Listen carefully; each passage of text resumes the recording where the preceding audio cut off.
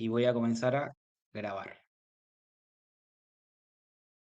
Muy bien. Bueno, nuevamente, buenas tardes. Muchísimas gracias a todos, a todas por participar de esta charla y los invitamos bueno, a escuchar sobre todo a nuestros principales invitados, a Alejandro González Príncipe, director general de Educación a Distancia de la Universidad Nacional de La Plata, magíster en Tecnología Aplicada a la Educación, y también a nuestro amigo Tomás Balmaceda, doctor en filosofía, periodista y que viene escribiendo mucho sobre estos temas. En mi caso, me voy a permitir simplemente hacer una pequeña introducción para que luego podamos escucharlo a Alejandro y a Tomás. Veamos. Un segundo. Voy a compartir acá.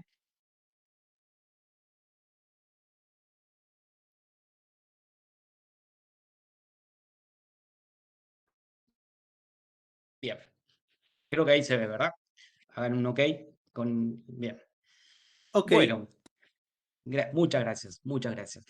Bueno, ¿qué nos trae hoy por acá? Hoy nos trae toda esta cuestión de inteligencia artificial, ChatGPT, digamos, toda esta vorágine que se ha generado hace apenas unos meses. Estamos hablando de noviembre del año pasado, cuando se abrió, digamos, la prueba pública de esta herramienta de ChatGPT, y por supuesto eso ha disparado distintas reacciones, distintos efectos en todos los ámbitos, porque se trata de una tecnología transversal. Y desde luego la educación universitaria no ha sido ajena a este cambio, y por lo tanto la idea es un poco reflexionar en conjunto aquí qué cosas nos puede aportar, qué límites tiene, qué precauciones tomar, de qué manera podemos aprovechar esta herramienta. Sin pretender ir hacia el fondo técnico, digamos, sino simplemente a usabilidad y a los aspectos prácticos que tiene la herramienta.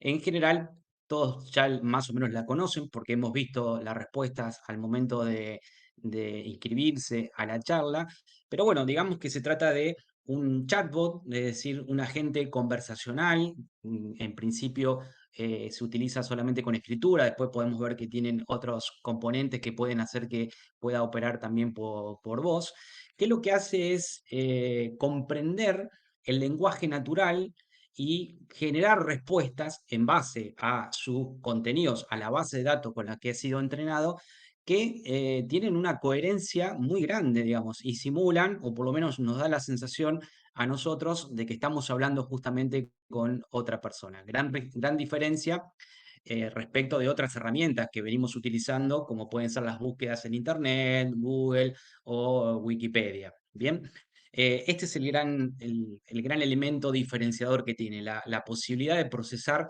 el lenguaje natural y de responder en ese lenguaje natural. Y decíamos entonces, tiene justamente como tal grandes aplicaciones, grandes posibilidades de implementación, tiene un esquema flexible y dinámico, se adapta a las necesidades del usuario, y esto le da una característica de tecnología muy, muy transversal, quizás como pocas en los últimos años.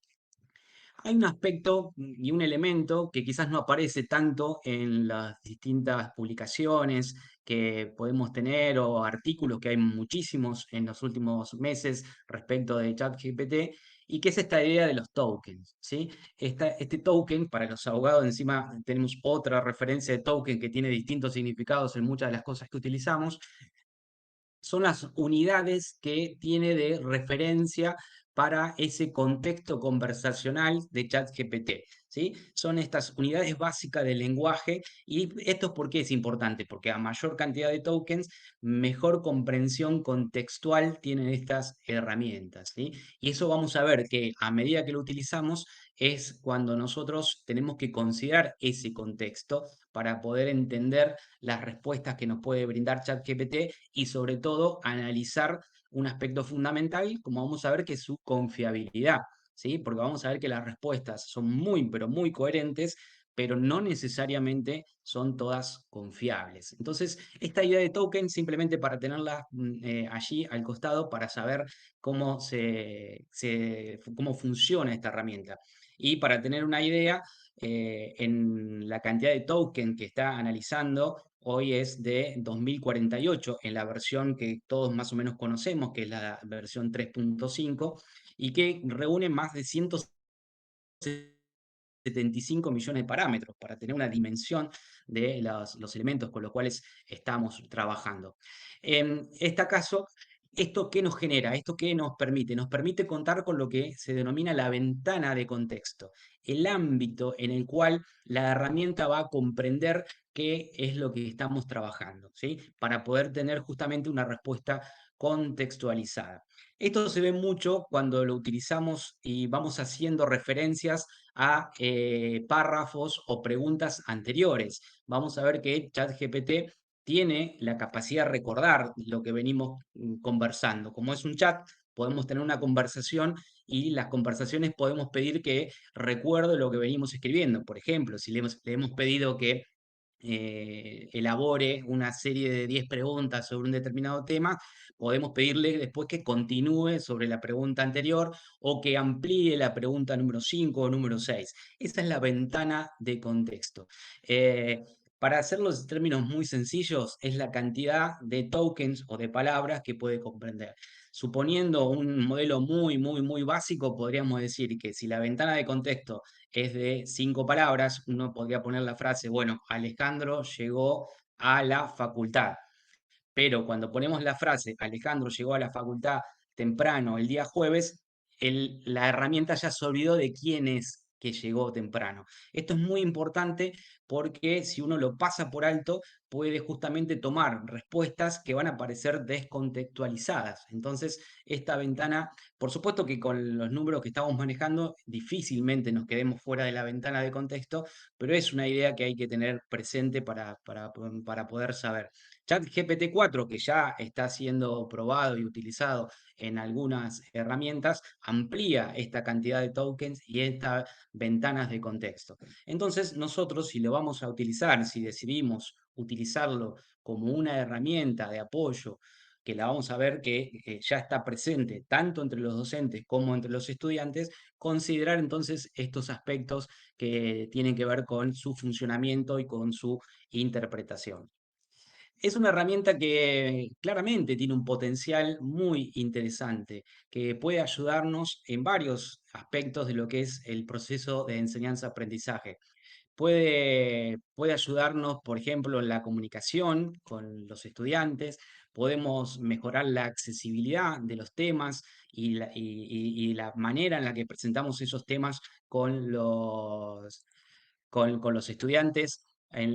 Por ejemplo, si le pedimos que pueda mejorar una explicación, que pueda dar ejemplos en la vida concreta, podemos utilizarlo para pedir un enfoque innovador respecto de los temas que estamos trabajando. Es muy habitual que trabajemos recurrentemente en los distintos cursos con los temas que tenemos a nuestro cargo, pero por ahí podemos generar nuevos enfoques o nuevas maneras de abordar esas temáticas que puedan ser atractivas.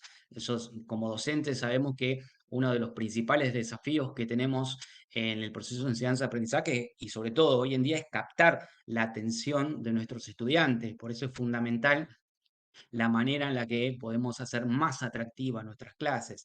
Podemos utilizarlos o tiene un potencial muy interesante en la redacción para poder mejorar ese tipo de comunicación y hacer que los contenidos que vamos trabajando puedan mejorarse, puedan ser comprendidos de la mejor manera. No hay nada más frustrante que quedarnos sin saber si los estudiantes han comprendido o no o alguna de las temáticas que estamos presentando. Bien, hablando de presentación, acá debería pasar y no está pasando, ¿no? R. Un segundo.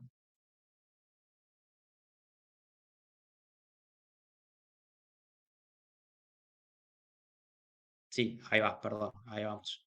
Bien, decíamos, estas son las principales ventajas que podemos encontrarles rápidamente. Como se trata de una tecnología tan transversal, sí va a depender de los usos que le demos nosotros y la manera en la que lo podamos aprovechar. Lo que podemos hacer es tener alguna referencia sobre los sí y los no. Bien, qué cosas sí puede hacer con nosotros, yo no diría por nosotros, sino con nosotros estos tipos de herramientas, hablo en general y en plural porque habrán visto que hay muchísimas herramientas. Hoy estamos hablando de ChatGPT porque es la que más se ha difundido y más se ha conocido, pero esta propia presentación que yo estoy mostrando está hecha con otra herramienta de inteligencia artificial. Entonces, ¿qué nos puede ayudar? Bueno, sí que nos puede ayudar en la creación de contenido educativo para mejorar la manera en la que presentamos esos contenidos. Si estamos trabajando en investigación, si estamos haciendo algún trabajo de investigación o de redacción, también lo podemos utilizar para que nos proporcione enfoques novedosos, para que nos ordene la redacción, para que nos proponga la organización de los contenidos. Decíamos antes, puede facilitar la accesibilidad de esos contenidos de manera de explicar con mejores palabras a nuestros estudiantes o dependiendo de la audiencia, uno puede pedirle a esta herramienta que la redacción la haga o la elabore pensando en una determinada audiencia. En este caso, en los distintos cursos que cada uno de nosotros podemos tener, podemos pedirle justamente que ese contenido lo elabore pensando en estudiantes de tal o cual asignatura, de tal o cual carrera e incluso con la edad de los estudiantes para que sea mejor esa redacción.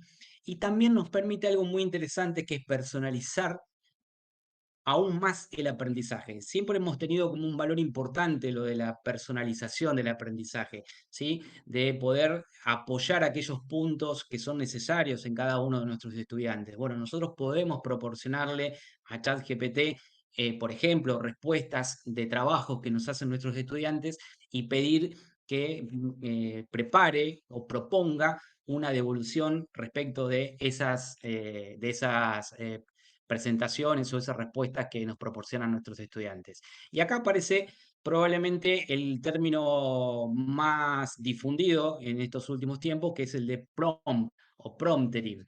El prompt es esa instrucción que le damos nosotros, dado que se trata, como dijimos, de un chat conversacional, nosotros tenemos que pedirle algo a ChatGPT. Pero el prompt es algo más que solamente pedir, es más que una mera instrucción y es bastante más que una pregunta. Se trata de contextualizar. Nosotros debemos darle el contexto a la herramienta para que nos proporcione lo que nosotros estamos buscando.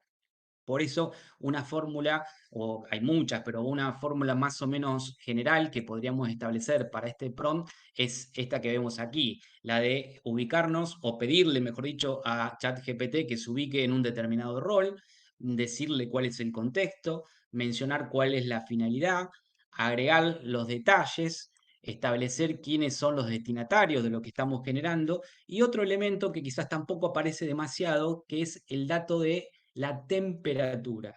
¿Qué es esto de la temperatura en ChatGPT? Bueno, en primer lugar, se trata de un valor que va de 0 a 1. ¿Y qué es lo que nos dice ese valor o qué es lo que va a hacer ese valor? Le va a permitir saber a ChatGPT cómo queremos que sea esa respuesta. Si queremos que sea una respuesta más formal, más clásica, más tradicional, o si queremos que tenga un nivel de creatividad mayor, que nos pueda sorprender. Por supuesto, esto va a depender de los temas que estemos trabajando. Quizás si estamos pidiendo enfoques creativos, si estamos pidiendo enfoques novedosos, le vamos a poner una temperatura alta, que quiere decir que va a respondernos con mayor creatividad. Y entonces una forma podría ser esta, podríamos decirle, eres y el rol que va a asumir, experto en tal o cual tema, y debes elaborar, y ahí le pedimos qué es lo que queremos, explicando de manera clara y detallada cuáles son las dimensiones de este prompt, para que lo puedan entender los destinatarios que querramos nosotros, utilizando, esto también es interesante, nosotros le podemos pedir que utilice lenguaje y modismos argentinos y la temperatura, como decíamos recién.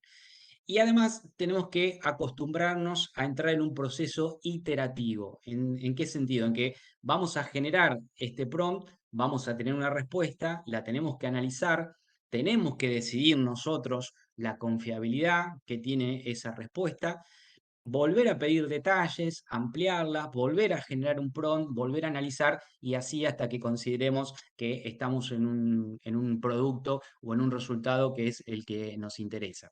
Bien, esto por eso decíamos, no hay que tener miedo ni a ser redundante ni a, ni a repetir este proceso. Es fundamental para, para nosotros. Eh, pero también tiene sus limitaciones y lo fundamental de cualquier herramienta es conocer qué cosas puede hacer por nosotros, con nosotros y qué cosas no. Bueno, por un lado tenemos los conocimientos limitados que tiene. Esta herramienta está programada con una base de datos en principio hasta septiembre o noviembre del año 2021, ¿bien? Por lo cual nos va a formular respuestas, como decíamos, muy coherentes, pero no siempre van a ser confiables. ¿Qué otro aspecto tenemos que tener en cuenta? Bueno, los sesgos, todas las herramientas que estamos viendo últimamente y que se han venido desarrollando de inteligencia artificial tienen la posibilidad de tener un sesgo con muchos aspectos. Esto, sobre todo, es muy importante de tenerlo en cuenta cuando estamos trabajando con determinados temas que pueden ser sensibles o que pueden ser polémicos. Bien, entonces, en ese caso, tener presente esa posibilidad.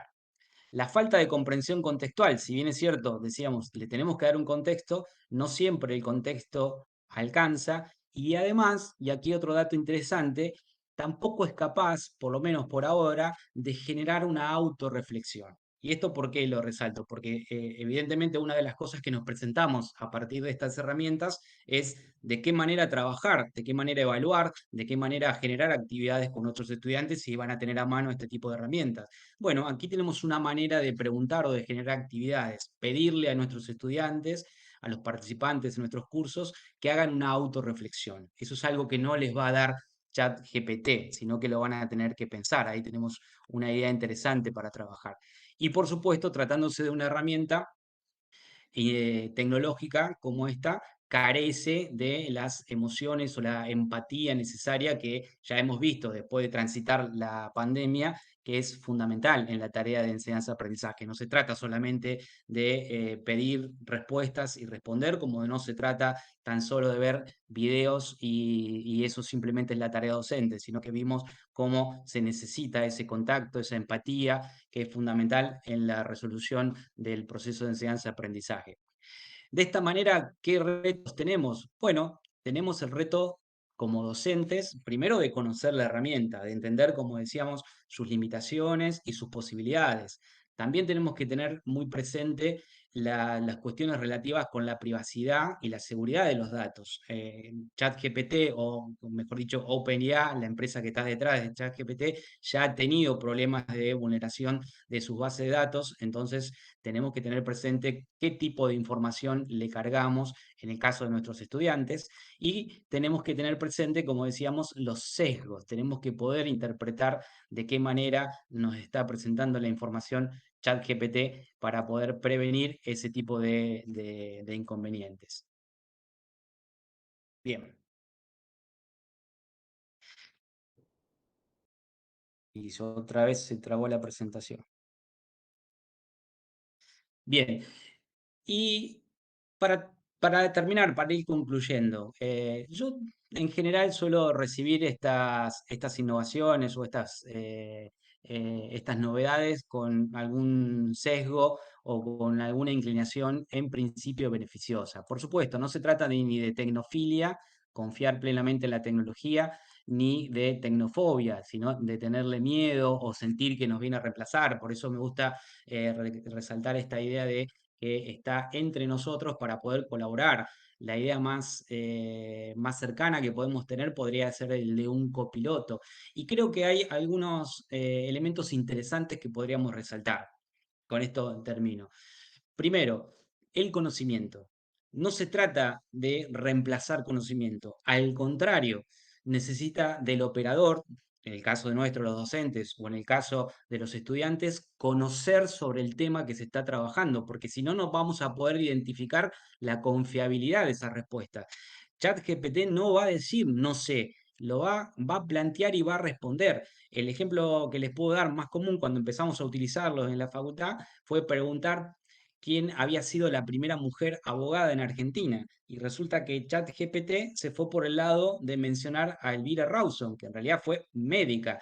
E inventó toda una trayectoria planteando el gran interés y la vocación por lo legal y por lo jurídico de Elvira Rawson. Bien, entonces, si nosotros no conocemos sobre lo que estamos trabajando, vamos a estar volando a ciegas, con lo cual se revaloriza la idea del conocimiento previo. No es una herramienta que se pueda utilizar sin conocimiento. ¿Qué otro aspecto es importante? Bueno, el lenguaje. ¿Sí? Tenemos una excelente oportunidad para reforzar la idea del uso del lenguaje con nuestros estudiantes. Es una herramienta que, si, dado que se trata de un chat conversacional, es fundamental la manera en la que preguntamos, en la que elaboramos estos prompts, como decíamos recién, porque de eso va a depender la calidad del resultado que podamos obtener. Entonces, ahí tenemos un elemento para reforzar entre nuestros estudiantes la manera en la que ellos van a poder aprovechar esa herramienta. No es lo mismo hacerlo con un lenguaje pobre, limitado, que hacerlo con un lenguaje más dinámico, más fluido, más rico, porque los resultados van a ser distintos.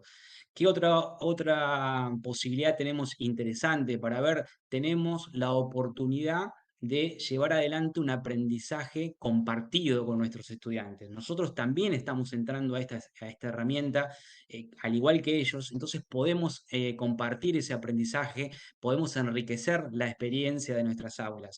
Hemos hecho un par de trabajos de investigación en la facultad, por ejemplo, con 80 encuestas entre estudiantes en una muestra estratificada por año, y más o menos el 50% o un poco más del 50% ya conoce esta herramienta, y el 40% la está utilizando para temas de la facultad. Pero quizás, contrario a lo que uno podría pensar, esa utilización está muy vinculada a lo que es búsqueda de información y explicación de temas, no para respuestas a evaluaciones o a trabajos prácticos, lo cual indica un abordaje interesante de parte de los estudiantes. No lo están utilizando para saltearse reglas, lo están utilizando realmente con un complemento, y por lo tanto, entonces, y acá el tercer elemento positivo que encuentro en esta dinámica, se revaloriza el rol del docente. ¿Quién, sino el docente, va a poder acompañarlos, va a poder guiarlos, va a poder facilitarle el proceso de aprendizaje, va a poder hacer la curación de los contenidos para decir esto sí, esto no, es por acá, podemos mejorar esta posibilidad de herramienta? Creo que estamos recién comenzando de esa muestra. Por ejemplo, el 20% nos comentó que los propios docentes lo habían planteado en el curso, la posibilidad de utilizar ChatGPT, con lo cual estamos en un escenario abierto, un escenario, insisto, con la posibilidad de un aprendizaje compartido, y que con la debida precaución, con el conocimiento, nos abre la puerta entonces para que podamos tener una experiencia positiva, y podamos quizás, algo que hemos venido, que siempre se plantea en todos los congresos docentes y reuniones docentes, esto de mejorar el proceso de enseñanza-aprendizaje con una personalización, con un acompañamiento, y que de esa manera pueda ser efectivo. La novedad es el gancho. La novedad la tenemos acá, es lo que hoy se está hablando, son las herramientas que se vienen. Entonces creo que tenemos una excelente oportunidad para aprovecharlas y para trabajarlas en el aula junto con nuestros estudiantes. Bueno, muchísimas gracias. Esa era la presentación. Disculpen si fue un poco larga, era simplemente eso. Y ahora los invito a que podamos escuchar a Alejandro. Después, al final, vemos preguntas y demás. Así que, Alejandro, te paso a presentador, y con muchísimo gusto te escuchamos. Y me voy a silenciar. Bueno, gracias Alejandro. Desde ya, antes de arrancar, te agradezco la invitación para poder estar acá con ustedes, con todos y con todas. Veo un montón de gente conocida, amiga, así que les agradezco a todos y a todas que estén acá. No voy a poder saludarlos a todos y a todas, pero la verdad que muy contento de compartir este espacio con ustedes.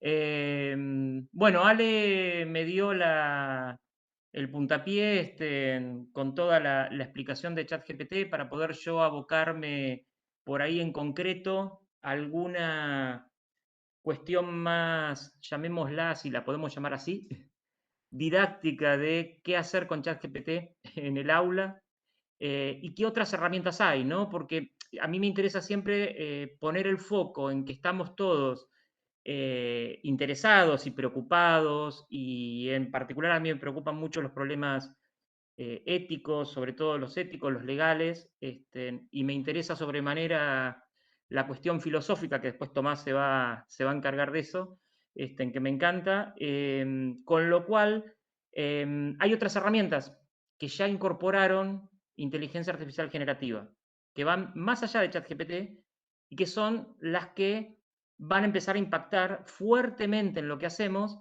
porque se nos están colando, ¿sí? Se nos están colando en las cosas que hacemos día a día.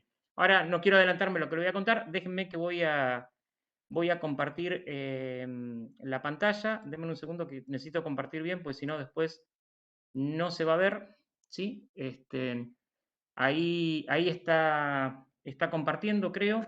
Así que, esperen que cierro. Ahí va. Este, mm, Creo que ahí se ve bien. Bueno, lo primero que yo quería conversar con ustedes es esta idea que traía Ale referida a lo que entendemos por el chat GPT y definiciones que por ahí son comunes, pero bueno, tener un poco en contexto de que estamos hablando de una inteligencia artificial eh, desde el punto de vista informático del asunto. Cuando hablamos de esos temas, nos estamos encargando de traer algo sobre la mesa que nace desde el punto de vista tecnológico. Esto me parece lo más importante.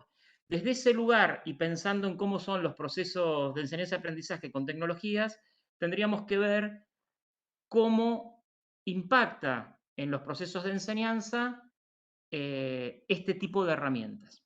¿Qué quiero decir con esto? Quiero decir que la diferencia que tenemos con estas herramientas, a diferencia de lo que nos ocurría hasta hace poco con utilizar Genially, por ejemplo, por decirlo de alguna manera, o usar el buscador de Google, es que tienen un punto más.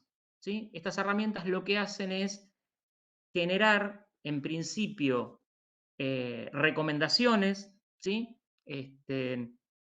Y predicciones, en particular ChatGPT sobre el texto, las de imágenes sobre las imágenes, eh, y esto hace que demos un salto, no sé si un salto, pero demos un paso hacia adelante en qué entendemos por inteligencia artificial.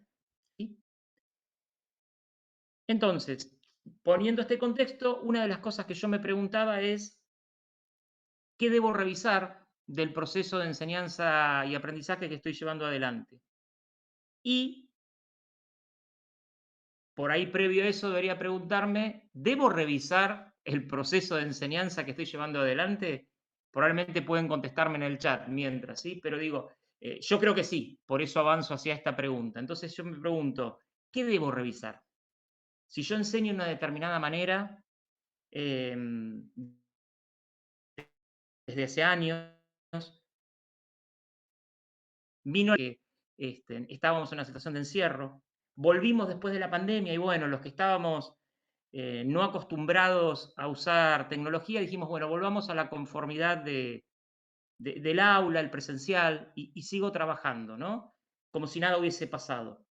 Bueno, ahora de vuelta se redobla la apuesta. Está pasando algo que no es culpa de un encierro, sino que es del contexto que hace que estas herramientas impacten. Entonces, una de las cosas que puedo hacer es decir, bueno, no las miro para otro lado. Pero lo cierto es que están impactando en el uso de los estudiantes, en las empresas, en un montón de lugares que van a ir de a poco, ¿no? Entonces, lo que hay que hacer es revisar nuestras prácticas, pensar qué hacemos, tomar un poco de distancia. Está buenísimo que estén hoy acá participando de esta charla, poder pensar esta herramienta ¿no? Y poder desarmar esta idea que tenemos de ciencia ficción de lo que está ocurriendo. Después, ¿cuánto, que también salió el tema, ¿no? Y Ale lo presentó. ¿Cuánto debo esperar o si debo esperar para blanquear esta utilización con las estudiantes? Esto me lo preguntan habitualmente. Es decir, ¿tengo que hablar con los estudiantes de ChatGPT o no digo nada porque no conozco la herramienta?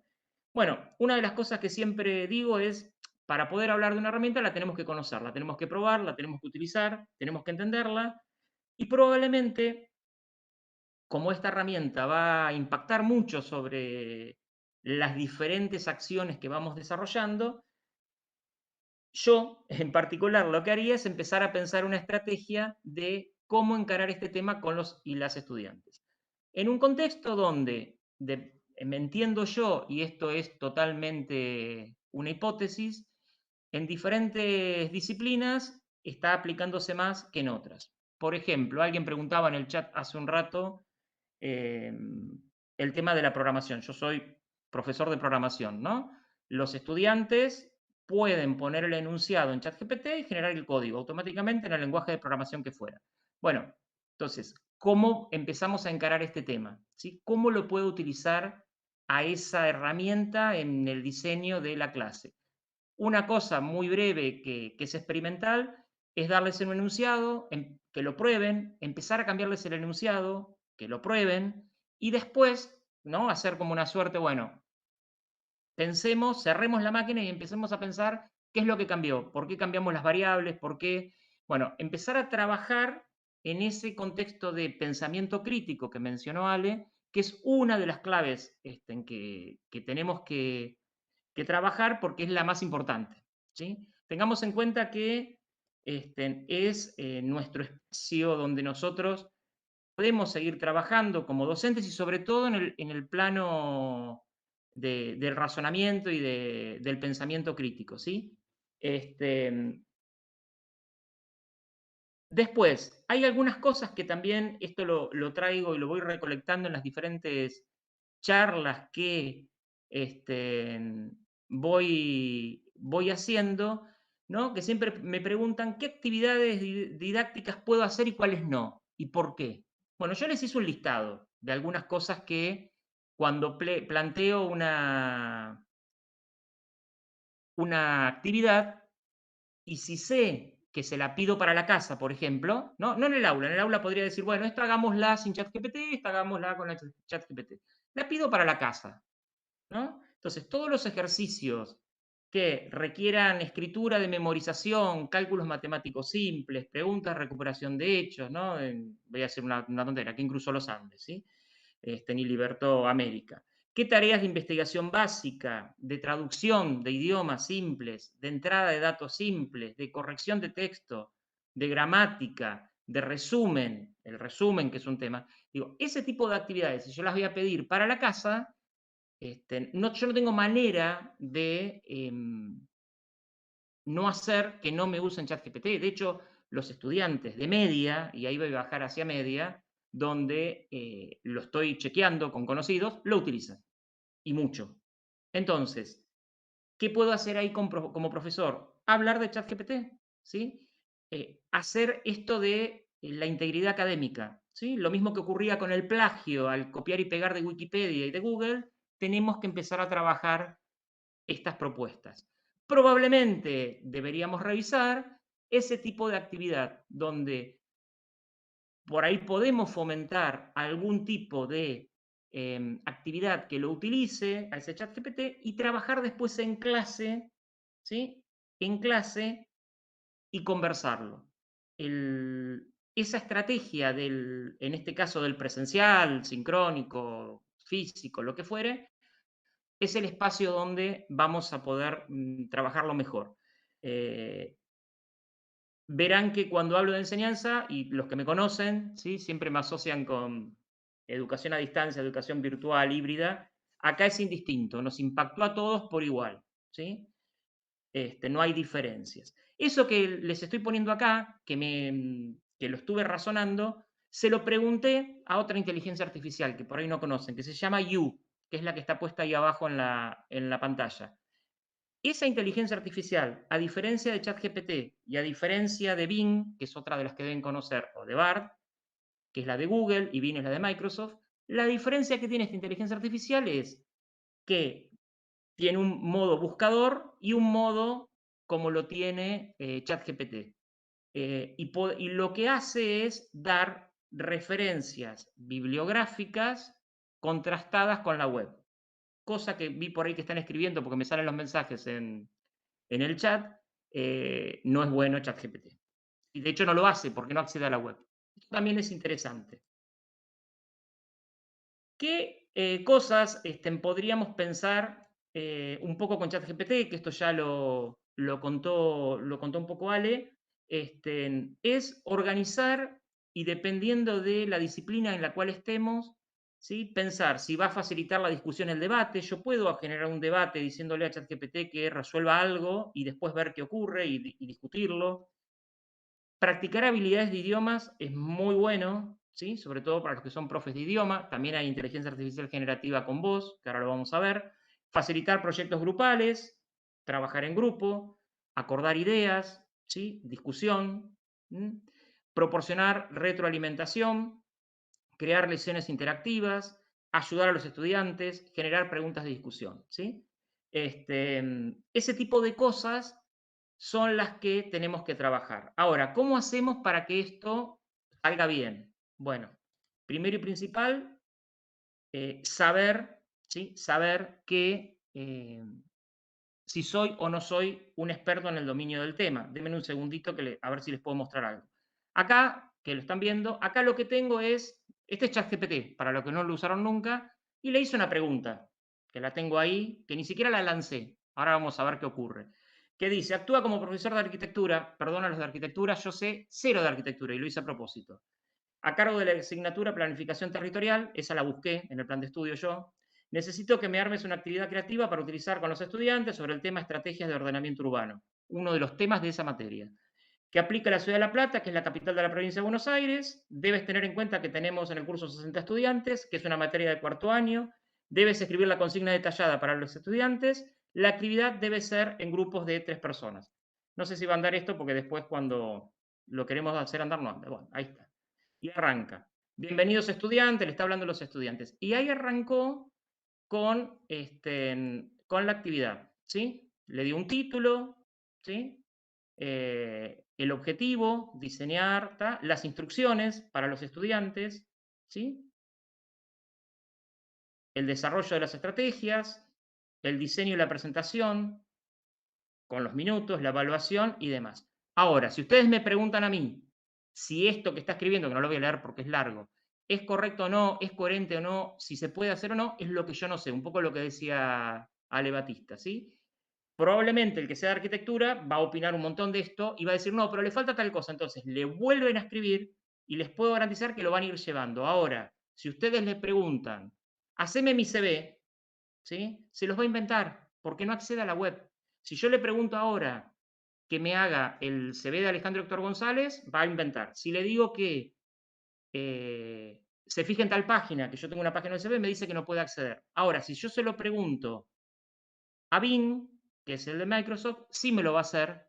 Lo hice hace poco y le dije, bueno, haceme un CV en 2 párrafos que resuma mi CV en 2 párrafos. Y lo hizo, que es el que le pasé a Alejandro para que me presente. Con lo cual, hay que ver qué herramienta utilizo y cuál es la mejor que tengo para poder trabajarlo, ¿sí? Esperen que vuelvo un segundo acá.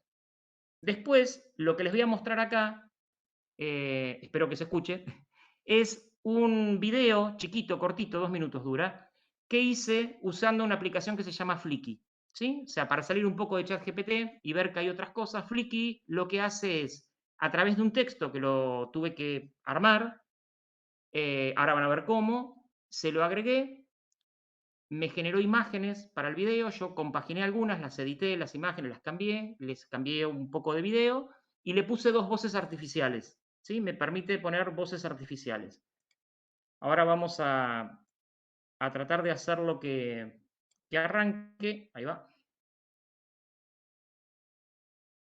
Denme un segundo. Actividades con ChatGPT. Veremos algunos ejemplos de actividades educativas para estudiantes universitarios de ciencias médicas. Podemos pensar en estudios de casos. ChatGPT puede utilizarse para generar estudios de casos de pacientes para que los estudiantes los trabajen. Esta podría ser una solicitud del profesor a ChatGPT, elaborar un caso clínico para practicar la aplicación del razonamiento clínico en situaciones de la vida real, incluyendo la evaluación, la rúbrica y la bibliografía de referencia. También podemos utilizar ChatGPT en ejercicios de terminología médica, por ejemplo, para crear ejercicios de terminología médica para los estudiantes. Los profesores pueden proporcionar a ChatGPT una lista de términos médicos y pedirle que genere oraciones o párrafos utilizando esos términos. Los estudiantes pueden trabajar en definir y comprender el significado de los términos. Para ciencias jurídicas se puede trabajar, por ejemplo, en las siguientes actividades. Por ejemplo, en el análisis de casos legales. Se puede proporcionar a los estudiantes un caso legal complejo y pide que utilicen ChatGPT para analizar los precedentes legales relevantes, la legislación aplicable y las interpretaciones jurídicas existentes. Deben utilizar la información obtenida a través de ChatGPT para argumentar su posición y proponer soluciones legales fundamentadas. Este podría ser un enunciado de un ejercicio para trabajar en clase. La inteligencia artificial generativa, como ChatGPT, ha avanzado rápidamente en los últimos años y plantea desafíos legales y éticos en diversas áreas, como los derechos de autor, la responsabilidad civil y la protección de datos. En el contexto de Argentina, los alumnos deberán investigar y analizar los problemas legales y éticos asociados con el uso de IA generativa, y proponer posibles soluciones para abordarlos. Otro ejemplo podría ser la elaboración de dictámenes legales. Asigna a los estudiantes la tarea de utilizar ChatGPT para redactar un dictamen legal sobre un tema específico. Deben utilizar ChatGPT como una herramienta para obtener análisis y argumentos legales adicionales que respalden su opinión. Los estudiantes deben aplicar su comprensión de la ley y utilizar ChatGPT como apoyo en su proceso de investigación. Estos ejemplos fueron generados por ChatGPT. Gracias por su atención. Bueno, ahí vuelvo yo. Esto lo fui generando, el texto lo fui armando con ChatGPT y se lo puse a Flickr. ¿Por qué? Porque, bueno, Flickr todavía no conecta con ChatGPT, pero si yo le proveo el texto, lo puedo trabajar. Ahí estoy leyendo el chat y que me encanta que estén enganchados y estén discutiendo, sí, inventa cosas, con lo cual lo que hay que hacer con los estudiantes es ver si es real o no, contrastarlo, pero si uno le pregunta a ChatGPT exactamente de la legislación que quiero hablar, ahí lo focalizo. A eso y quería ir y los voy como leyendo en la medida que puedo. Acá les muestro otra cosa. Esta herramienta se llama SDubs. Este es un video que hice yo para uno de los cursos que tenemos de inteligencia artificial para educación, que obviamente lo grabé, lo editamos en la dirección con el CEPROM y está en castellano, por supuesto. Lo que hice con esta SDubs es aplicar esta inteligencia artificial y fíjense lo que...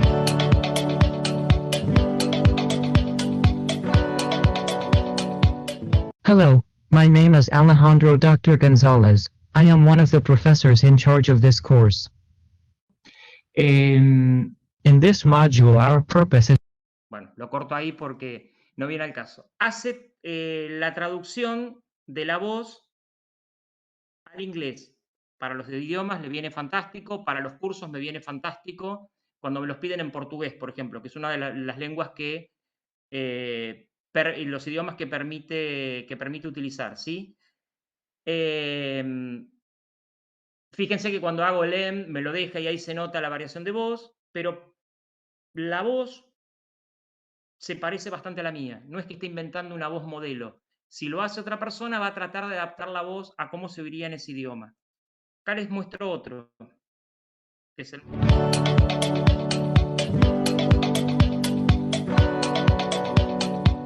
안녕하세요. 제 이름은 알레잔드로 닥터 곤잘레즈입니다. 저는 이 과정을 담당하는 De coreano no sé nada. De chino sí, estudié un tiempo, ¿sí?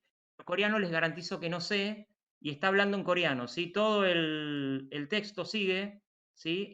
세계여행에 초대합니다. Todo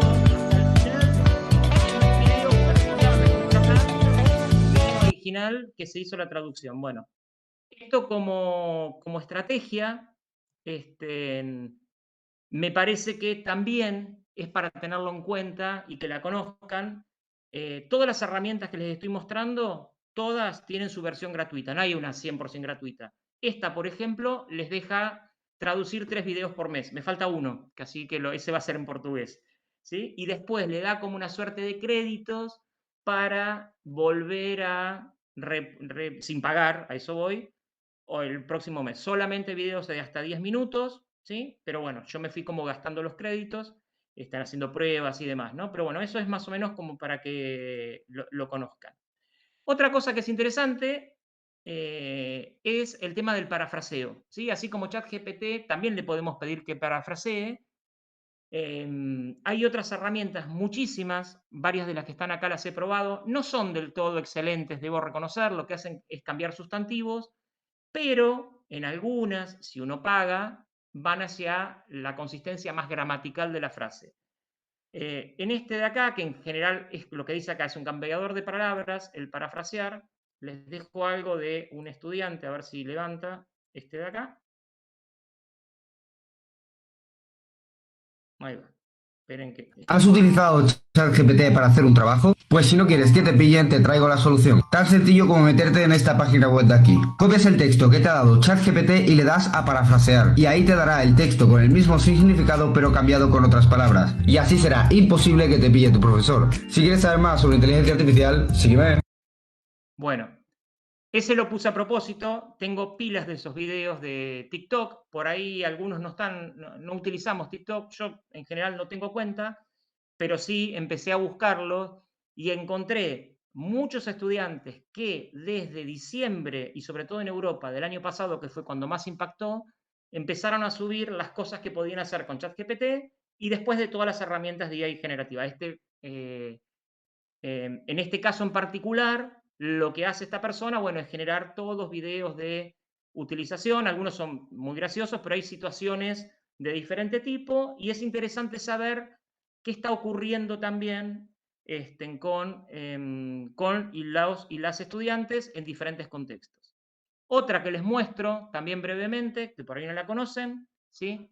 Esta inteligencia artificial no la conocía, me la compartió una compañera de la DIRE, Mercedes Martín. Esta inteligencia artificial es como que uno no puede dejar no usarla. Se llama Cuentito, ¿sí? Lo que hace es generar a partir de un prompt, tal cual explicó Ale, un cuento con ilustraciones, corto, por supuesto, ¿no? En general para niños, ¿sí? Este se llama El café con leche paciente. Bueno, nada, básicamente lo que hace es todo un cuento de que el café siempre lo tomaba, se sintió triste porque no lo tomaba, era porque estaba caliente. Les hago como el spoiler de lo que viene acá, pero todos estos son dibujos que hace esta inteligencia artificial, van más o menos en este estilo los que genera, y finalmente deja la moraleja, ¿no? De esta historia es que no debemos sentirnos mal cuando algo nos sale bien al principio, a veces solo necesitamos un poco más de tiempo y paciencia para alcanzar nuestro potencial completo. Esta inteligencia artificial también está siendo utilizada sobre todo en niveles iniciales y primarios.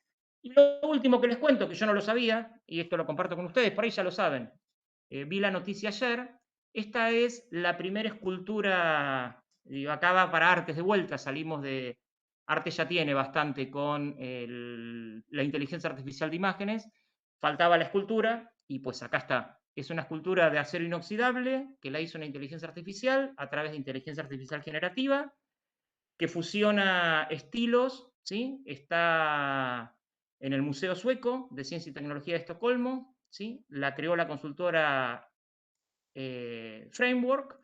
En este caso lo que hicieron es lo que dice acá, que lo tuve que buscar, las poses dinámicas desequilibradas de Miguel Ángel, la musculatura del escultor francés Rodin, el sentimiento expresionista de Ken Colwitz, el enfoque y el impulso del poeta Tamaruka Kotaro y las influencias de la escultora Augusta Savage, inspirada en la rebeldía que está en sus figuras.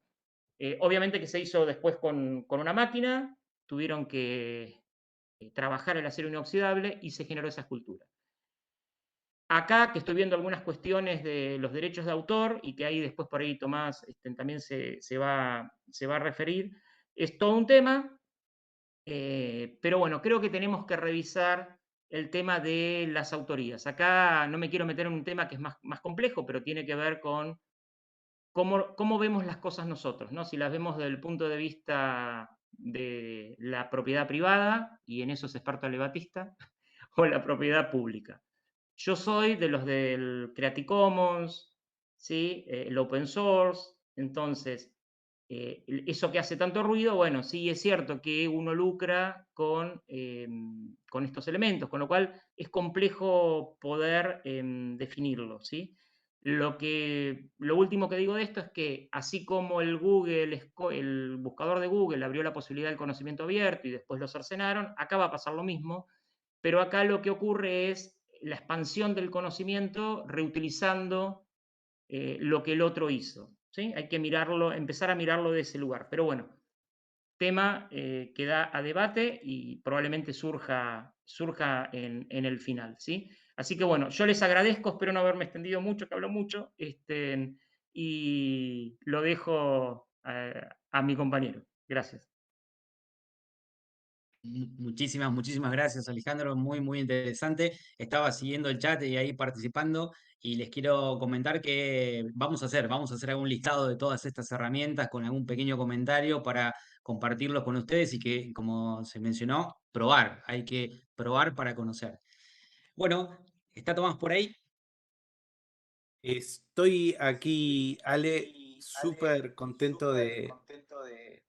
Me escucho un eco, pero capaz soy yo. No, debo ser Em, yo, Te estoy ubicando. Ya te doy la presentación y me silencio, así Dale, no, no hago un molesta. gesto. Te puse un... Algo, ahí está, perfecto. Bueno, muy contento de verdad de compartir con tanta gente. Tuvimos una previa muy linda con los Alejandros y aprendo un montón. Les comparto un poco de lo que vengo a hablar yo, que es hablar de algo raro, que es hablar de filosofía. No sé si ahí en el chat, acá no vale usar inteligencia artificial, si alguien ubica lo que es esto, si alguien conoce lo que es esto, le puedo dar un premio que es un café en la parte del país donde están. Esperen que encuentre el chat ahora que compartí pantalla, pero ¿alguien sabe lo que es esto? Marcela Acevedo, muchas gracias. No, ta. ¿Quién me puede decir qué es esto? No lo sabe nadie. Bueno, les voy a contar lo que es esto. Esto, no, dice Mercedes que no. Una campana, dice Mariano, no es una... No, no pueden decir nada ni erótico, ni nada de lo que se les cruce a esta hora de la noche, les pido por favor. Acá Alberto le quiere preguntar al chat GPT, no te lo va a decir. Buah. Esto es lo que en la antigua Grecia se llamaba el ombligo del mundo. Se llama ónfaro. Era donde se ubicaba donde estaba el ombligo del mundo. Por supuesto, uno suele decir que el ombligo del mundo, yo no soy porteño, vivo en Buenos Aires, pero uno piensa que son los porteños. El ombligo del mundo. Tuvo un ex que también se creía el ombligo del mundo. En este caso, el ombligo del mundo para la antigua Grecia tenía que ver con Delfos, ¿no? El lugar, ahí tiene razón Patagónico, eso creen los porteños, el lugar en donde estaba el templo del dios Apolo. Y el dios Apolo tenía una promesa. La promesa era que vos podías ir y hacerle una pregunta en ese oráculo y Apolo te iba a responder con la verdad, ¿no? Entonces, primera instancia que podemos pensar ahí de autoconocimiento, o es un buen tema de discusión en la cena de hoy, ¿qué preguntarían si ustedes se supiesen que la respuesta es correcta? ¿No? Y bueno, hay muchos, ¿no? Digamos, iban muchísimo a Delfos, iban individuos, iban también hacia polis, digamos, para preguntar políticas públicas, hacia Delfos, hacia una cola muy grande. No sé si fueron, esta es una refe un poco más tilinga mía, si alguna vez fueron a Disney, en Disney se hacen unas colas gigantes y como que ahora empezaron a poner, mientras haces la cola, carteles, boludeces para entretenerte. Dentro de los carteles que había en la fila hacia el oráculo, había este, que es quizás el leitmotiv o el lema más conocido de la filosofía. Yo que no vengo del derecho, que no vengo de la ciencia de la educación, no tenemos tantos hits, los filósofos tenemos mala fama. Este es un hit, ¿no? Newti Seauton, conócete a ti mismo. Porque para hacer una buena pregunta, te hay que conocerte a vos mismo, ¿no? Y el sistema con el cual se hacían las preguntas en el oráculo de Delfos tenía que ver con esto. Había vaos, había aguas termales en esta zona del mundo. Había una pitonisa, una pitia, que estaba sentada, como ven ahí, en una silla de 3 patas, tenía a su alrededor colgado y en la cabeza hojas de laurel, hojas de un montón de hierbas aromáticas, y ella sentía esos vapores, y una vez que sentía esos vapores empezaba a hablar en un idioma desconocido. Y si ven atrás, van a ver a los sacerdotes del templo que traducen lo que dice la pitia. Entonces, esa respuesta, que vos sabías que era una respuesta correcta, que era cierta, que te daba Apolo, estaba un poco mediada, ¿no? De alguna manera, primero la pitia hablaba y luego los sacerdotes traducían lo dicho a partir de la pregunta que le habíamos hecho. Hoy nos encontramos en este contexto de un montón de usos de ChatGPT. Las primeras 2 presentaciones estuvimos viendo algunos. Yo traje otros usos un poquito diferentes. En febrero de este año hubo un escándalo en el mundo de la Iglesia Evangélica de los Estados Unidos. ¿Por qué? Porque los pastores empezaron a usar ChatGPT para escribir los sermones de la misa, ¿no? O de las celebraciones religiosas. Imagínense lo que es tener que escribir o poder o escribir y hacer todos los días un sermón distinto, un sermón que sea inspirador, un sermón que se base en la Biblia. Entonces se dieron cuenta que el ChatGPT era muy bueno. Ponete en la piel de un pastor, ¿qué diría con respecto al salmo tal y tal? Bueno, obviamente las fieles se dieron cuenta que las cosas no estaban saliendo muy bien, ¿no? No estaban encontrándolo y se armó un pequeño escándalo. El ChatGPT también se usa mucho para hacer terapia, un uso que quizás nosotros, que los argentinos y argentinas somos más psicoanalistas, es más difícil, ni les digo acá en Buenos Aires, que todo el mundo se psicoanaliza. Yo soy también periodista, este domingo va a salir en la revista Viva una pequeña nota que hice porque encontré una persona que se analiza con el chat GPT y lo encuentra mucho mejor que un terapeuta personal. Le dice, chat GPT actúa como un psicólogo cognitivo. Ok, dice el ChatGPT, te cuento lo que... Y empieza a hablarle. Todo lo que vamos a charlar y todo lo que ya surgieron y todo lo que aparece ahí en el chat sobre la privacidad, sobre el uso de datos. Bueno, este usuario se lo pasa todo por donde no le da el sol porque él siente que el ChatGPT lo escucha. Le dije, bueno, ¿alguna vez fuiste a un psicólogo de verdad, un terapista de verdad, humano? Sí, sí, pero por primera vez el ChatGPT me escucha, yo le cuento cosas y le puedo contar las cosas que siento, mi relación con pareja, mis problemas del trabajo y esto me escucha. Fíjense cómo los seres humanos vamos tomando la tecnología de otros usos. Y finalmente, otro quizás vinculado con un uso un poco más cotidiano, no es que le estoy dando ideas a nadie, aparentemente, yo no estoy en Abscesitas, aparentemente el chat GPT es muy bueno actualizando tu perfil de Tinder. Así que si alguno quiere ligar más o tener mejores encuentros o citas o lo que sea que cada uno busque en Tinder, parece que el chat GPT lo puede tener. Ahí muy bien. Algunos están más preocupados. Mariela recuerda la peli Her, la película Ella. Ahí Alberto ya está actualizando su chat GPT, su perfil de Tinder. Bueno, como les conté, yo soy filósofo y me dedico a la filosofía de la tecnología. 3 slides muy cortitos para ver de qué quiero hablar y nos metemos con algunos casos y después abrimos el debate de todo lo que estuvimos analizando en la tarde de hoy. Hay muchas maneras de decir filosofía y hay muchas formas de entenderla. En mi caso yo soy un filósofo analítico y para mí, cuando uno deja de pensar en que hay muchas maneras de decir lo que significa hacer filosofía, lo importante y lo que me parece que es interesante que se puedan llevar del encuentro de hoy es entender que la reflexión filosófica muchas veces tienen que ver con una reflexión sistemática, es decir, con una reflexión que tiene que ver con justamente un cierto orden, un cierto método de algunos aspectos de la realidad.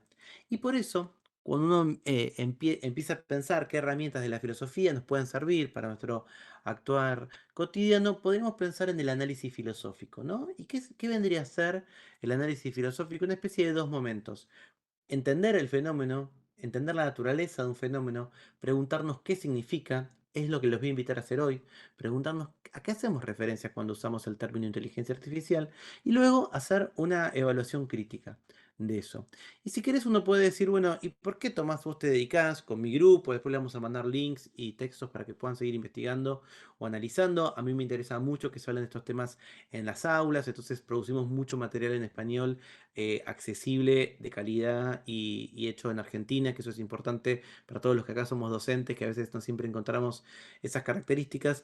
¿Por qué nuestro grupo se dedica a pensar la tecnología? Para mí, por tres motivos. Por un lado, porque muchas veces hay aspectos que están ocultos, ¿no? Les prestamos atención a algunos temas de inteligencia artificial y otros que quedan escondidos. Bueno, la filosofía lleva la luz hacia otros lados. Por otro lado, porque es muy bueno entender cuáles son esos conceptos. Estamos todo el tiempo utilizando términos que quizás estrictamente no sabemos a qué hace referencia. Y por último, si queremos, como es el espíritu de esta invitación tan generosa que nos hizo Alejandro, de que discutamos desde distintas disciplinas lo que está sucediendo acá y lo que generó tu interés, creo que es que estamos tendiendo puentes entre otras maneras de pensar y todos estamos aprendiendo. Bueno, yo creo que entender de qué estamos hablando y cuáles son sus métodos es un buen paso. Dentro de esas palabras que usamos y que no siempre tienen algo que ver está tecnología. No sabemos bien qué significa tecnología. Por supuesto, acá todos deben tener una idea de lo que es la tecnología y le podríamos preguntar al chat GPT. Pero si somos 180 personas, posiblemente esas 180 definiciones de tecnología. Porque muchas veces pensamos que la tecnología es un iPhone o la última tele o un superauto. Nosotros vamos a tratar de entender a la filosofía, a la tecnología, perdón, como una visión posible, como un conjunto de artefactos. Los artefactos son aquellas cosas hechas por nosotros. Nos encontramos en el mobiliario del mundo con cosas que son naturales, por decirlo de una manera. Un río, un árbol, el pasto. Pero hay otras cosas que no son naturales, sino que están hechas por nosotros. Cuando decimos que están hechas por nosotros, es que fueron generadas con un plan previamente pensado. Incluso si es un artefacto muy sencillo como un palo que uso de bastón, porque me siento cansado. Incluso ahí hay intenciones, estoy tomando decisiones. Entonces, los artefactos en ese sentido reflejan mi propia valoración. Y esto vamos a ver por qué es importante. Hay dos tipos de artefactos para la filosofía, las obras estéticas, las obras de arte, los objetos estéticos, que en este caso no nos interesan tanto, pero no está mal recordar que entonces lo tecnológico y el arte no están tan lejos y muchas de las reflexiones que tenemos acá también pueden estar vinculadas con eso y en lo que nos interesa a nosotros, ¿no? Los artefactos tecnológicos. En palabras de un colega mío, Diego Lorer, él dice que los artefactos son la forma en que entendemos, reconocemos e interpretamos los productos intencionales de nuestras acciones técnicas en la transformación del mundo real. Incluso el último teléfono de Apple tiene en su base un material natural. Lo dio el planeta, la Tierra. Dio los minerales, dio la energía, dio todo lo necesario para que podamos tener hoy ese teléfono. Pero esas transformaciones es justamente como distintas ideas de distintas personas fueron justamente unidas en ese artefacto. Este gráfico, que no es el mejor gráfico del mundo, los filósofos no somos tan buenos haciendo gráficos, nos indica algo que es interesante para entender lo que a mí me va a interesar y que por supuesto tiene que ver mucho con la praxis cotidiana de muchos de los que están aquí, pero para entender todos exactamente dónde están esos artefactos. Y ahí vemos como dos polos. Por un lado, la cultura técnica, científico-técnica, y por otro lado, quiénes somos como sociedad. Nuestra tecnología está en el cruce de dos cosas. Lo que es posible físicamente hoy, con el nivel que tenemos hoy de conocimiento, y lo que nosotros podemos imaginar, las ideas que podemos tener, las respuestas que podemos tener. Yo quizás puedo tener en mi cabeza un artefacto, una aplicación increíble que me vendría bien, pero si no tengo manera de llevarla adelante, porque quizás el avance actual del conocimiento no lo permite, no es más que una idea. A la vez, yo puedo crear mucho más de lo que estoy creando. Yo podría crear, por ejemplo, un dispositivo que mate mosquitos del dengue con disparos. Pero nadie lo haría. ¿Por qué? Porque es peligroso, porque no es redituable, porque es complejo, porque es difícil. Tenemos cosas que no queremos hacer porque justamente no nos convienen o porque no responden.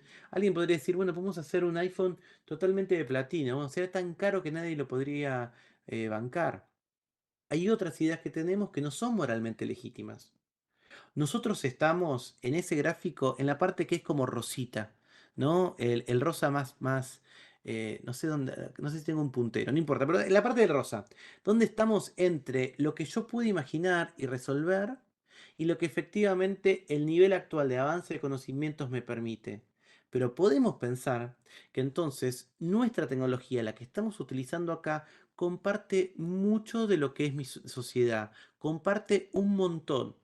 ¿Por qué? Porque la historia de nuestra especie, la historia de la humanidad, es una historia de animales que estamos acoplados con la tecnología desde hace millones de años.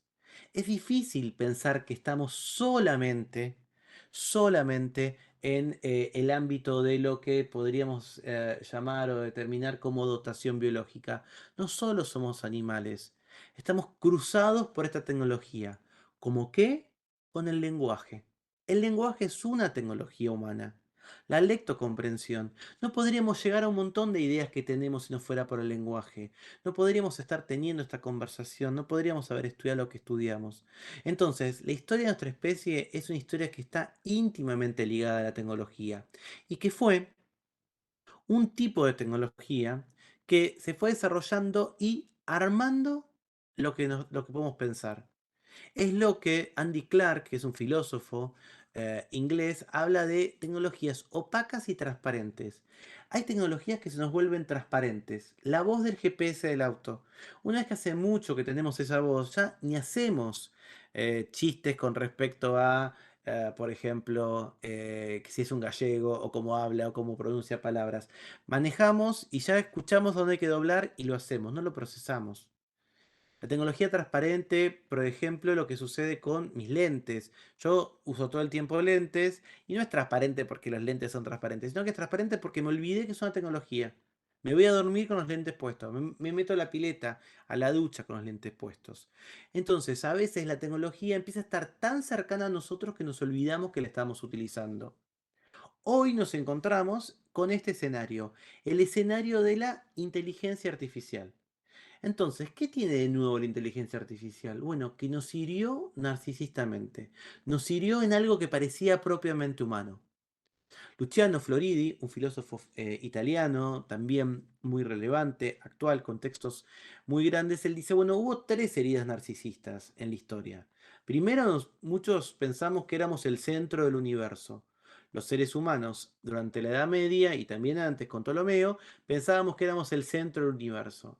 Vino Galileo y nos dijo, no, somos un granito de arena en una constelación gigantesca. Primera herida narcisista. Segunda herida narcisista. Bueno, no somos el centro del universo, pero estamos hechos imagen y semejanza de Dios. Somos totalmente distintos del resto de la creación. Vino Darwin y nos dijo, no, somos parte de un linaje, somos parte de un montón de otros animales y personas de este planeta. Y luego vino Freud a decirnos, y eso que vos pensás que es propiamente tuyo, todo lo que vos conocés de tu mente, hay una parte que nunca la vas a conocer, que es el inconsciente, o que tenés que hacer mucho trabajo para conocerla. ¿Cuál es la cuarta herida narcisista? Que las computadoras puedan pensar, que hay aparatos que pueden pensar. Hasta ahora pensábamos que no podíamos, que éramos solo los únicos que podíamos pensar.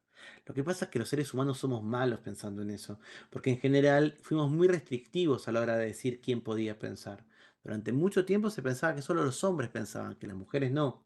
Eso sucedía en partes de Grecia.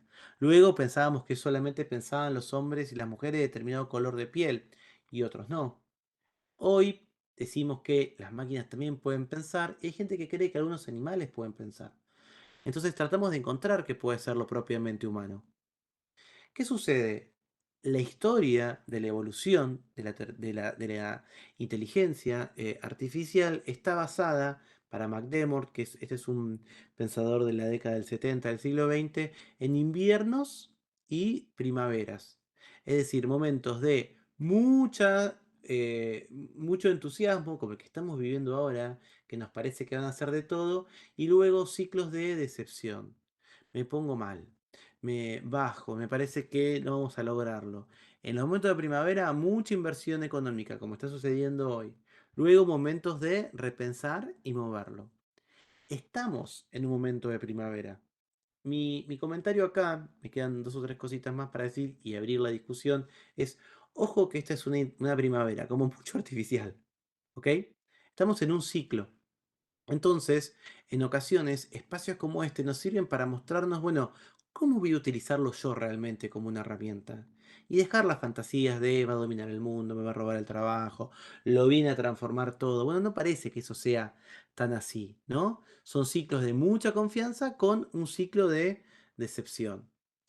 ¿Qué es lo que sucede? ¿Cuál es el problema con estas discusiones sobre la inteligencia artificial? Que a veces usamos las palabras mal. Y por eso yo les digo que en donde nosotros nos descubrimos que el valor de las palabras y el valor que la filosofía puede hacer es relevante. ¿En qué sentido? Bueno, ¿qué sería que una computadora piense? ¿Qué queremos decir con eso? ¿Qué decimos cuando decimos que una computadora aprende? Cuando es entrenada, cuando comprende, cuando entiende. Las redes neuronales no tienen nada que ver con el cerebro. El machine learning no tiene nada que ver con cómo aprendemos los seres humanos. ¿Ok? Entonces uno puede decir, bueno, son abreviaturas, Tomás, no, ya sé que no aprenden. Los científicos de OpenAI saben que el chat GPT no lee y no comprende.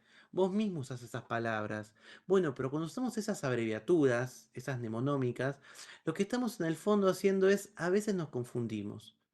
A veces se confunde la sociedad, el discurso público, que no tienen que ser expertos, no tienen por qué saberlo. A veces se confunde cuando lo comparten los medios, pero también en ocasiones, a veces, quienes mismos están trabajando en inteligencia artificial se olvidan que decir que algo es inteligente es una metáfora. ¿Ok? Entonces, para terminar, algunas preguntas del análisis filosófico. Les hago una advertencia. Son preguntas, no son respuestas. Y en general, la filosofía es muy buena cuestionando, poniéndonos incómodos. Así que vine un poquito para ponernos incómodos y abrir estas discusiones. Lo primero es esta imagen que para mí se la saqué a Ernesto Misles, que es un científico de datos acá argentino, con el que yo hice trabajo, que me encanta. Esta imagen representa muy bien qué es ChatGPT. ChatGPT tiene mucho de aprendizaje no supervisado, que es ese monstruo que vemos ahí. Un monstruo sin forma, con brazos, con ojos, con tejido. Muchas veces la gran parte del músculo del ChatGPT es forzar y forzar y forzar toda esa gran cantidad de texto que tiene hasta lograr cosas que parecen que tienen sentido. Hasta ahora lográbamos algo parecido a esa cara rosa, que es la cara de cuando nos empezábamos con intervención humana, a esa fuerza bruta, a mostrarle con aprendizaje supervisado cuáles son esas buenas respuestas. Pero como muy bien contó Alejandro en la primera de las exposiciones, lo que hizo ChatGPT es justamente como ese emoji, esa bolita sonriente. Nos mostró con el chat una manera de interactuar con esa información que nos hace creer que estamos hablando con alguien. Te pide disculpas, es amable, te trata de tú, usa la primera persona del singular para hablar. Cuando se corrige o se equivoca, te hace comentarios buenos, nunca te va a insultar, no habla de términos polémicos, no te va a explicar cómo crear una bomba. De alguna manera, eso es lo que estamos enfrentando hoy. Pero miren todos los pasos que hay. Por eso yo digo, ¿es tan distinto de la gente que iba al oráculo de Apolo, que iba a Delfos? ¿Por qué capaz no es tan distinto? Porque cuando vos ibas a Delfos, ibas seguro que esa respuesta iba a ser correcta. Era la promesa de un dios. Cuando vamos al chat GPT, a veces, como muchos mostraron ahí en el chat, y como también demostraron en la primera y en la segunda de las em, intervenciones de hoy, muchas veces nos encontramos con las fallas. Para ejemplificar algo corto, un compañero mío, un colega mío, Agustín Di Salvo, le preguntó por otro oráculo. Quería leer un oráculo que él no se acordaba bien el dato. Le dije, ¿qué oráculo es de tal fase de Grecia, en tal ciudad? Quería saber datos. ¿Y qué le dijo ChatGPT? Obvio, yo te ayudo, divino. Tenés que buscar en este libro, en este otro libro, el capítulo 3, en esta compilación, la página tal a tal, y finalmente tenés un texto en inglés muy bueno de estos autores que hablan sobre eso. Agustín se puso re contento. Está buenísimo, tengo todo eso. Fue a buscar no existía ninguno de esos 5 libros. El ChatGPT, diríamos, en el Río de la Plata, es un gran chamullero. Para todos los que somos profes, es el alumno que va a rendir un final y no estudió, pero es cabeza dura y te va a decir que lo sabe, ¿ok? Y vos lo ves y decís, me estás chamullando, pero muestra una confianza en sí mismo a pesar de que no leyó. Entonces, algunas preguntas para empezar este espacio de conversación y discusiones que estoy seguro que va a darse acá a partir de esto. Inteligencia artificial. ¿En qué sentido es inteligente? ¿Qué entendemos por inteligencia? Seguramente hace operaciones, parte de las cosas que nosotros llamamos inteligencia, muy rápido. No digo que lo hace muy bien y no digo que lo hace mejor. Lo hace muy rápido. Y por supuesto hay cosas que hace mucho más rápido que nosotros. Pero ¿por qué le dijimos inteligencia a esto? Por otro lado, esta es una idea de Kate Crawford, una gran autora. ¿Por qué decimos que es artificial?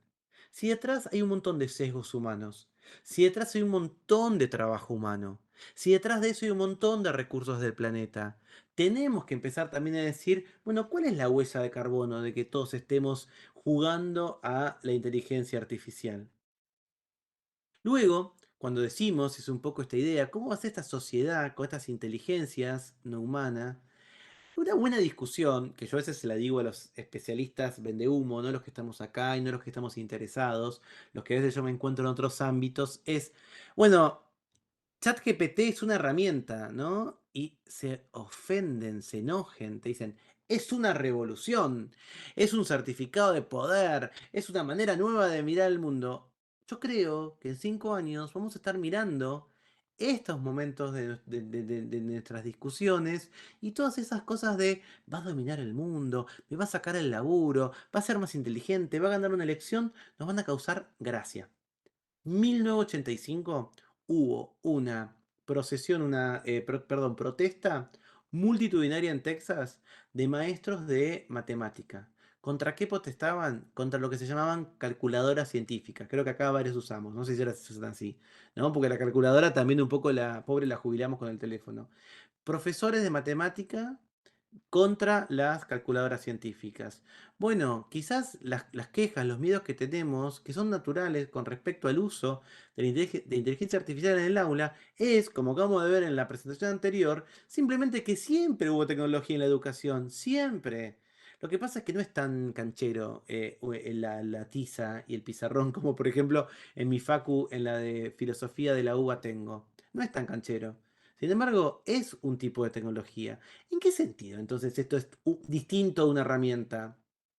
¿Por qué le tenemos miedo a que nos robe el trabajo? Bueno, porque hace tareas que más rápido que yo. ¿Y por qué no puedo pensar que entonces esas tareas puedo aprovecharlas y hacerlas y que me ayude? Y bueno, obviamente, porque ahora a mí me pagan 100 pesos por 10 tareas y cuando haga 6, mi jefe me va a querer pagar 60 pesos. ¿Ok? Obvio, alguien puede decir y diga, no importa, Tomás, los laburos que se pierdan por esto son trabajos aburridos, no es digno de un ser humano, que el ser humano tiene que ser creativo, todo. Bueno, ok, la gente que está haciendo esos tipos de trabajos, muchas veces gente que no está completamente formada o gente que tiene bajos recursos. ¿Qué le voy a decir a la persona que está en un peaje que de golpe se vuelve un científico de datos? Y decime le voy a decir, y agradeceme que te saqué el laburo, porque ahora es mejor.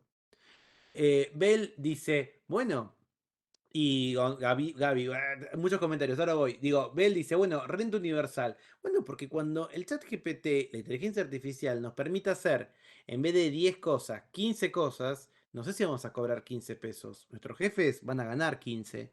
Y ese tipo de trabajo no está. Una discusión posible de la renta universal es decir, dividamos esos 5 de otra manera. Lo que traen ahí de los desollinadores, todos los ejemplos que hay, ¿no? Generalmente con la revolución industrial a finales del siglo XIX en Inglaterra. Chicos, hubo una hambruna. Si leemos la historia completa, hubo una hambruna porque la gente necesitaba ese tipo de trabajos. Entonces a veces escuchás a gente que te dice, no, bueno, va a ser, en el fondo va a ser mejor. Porque vas a poder hacer mejores trabajos. Bueno, hay un contexto mundial muy desafiante y en la Argentina desafiante por 6. Entonces también esas discusiones hay que tenerlo. Otra discusión, esta la vengo teniendo esta última semana con mis colegas. Uno dice, bueno, es la era de la colaboración. Bueno, Kate Crawford y otras autoras lo que dicen es, mira, colaborar es, ok, Ale, hacemos juntos una clase o hacemos juntos este seminario, ¿te copa? Vos no haces esta parte, yo hago esta otra. Bueno, sí, tenemos estas ideas distintas, mejor no me...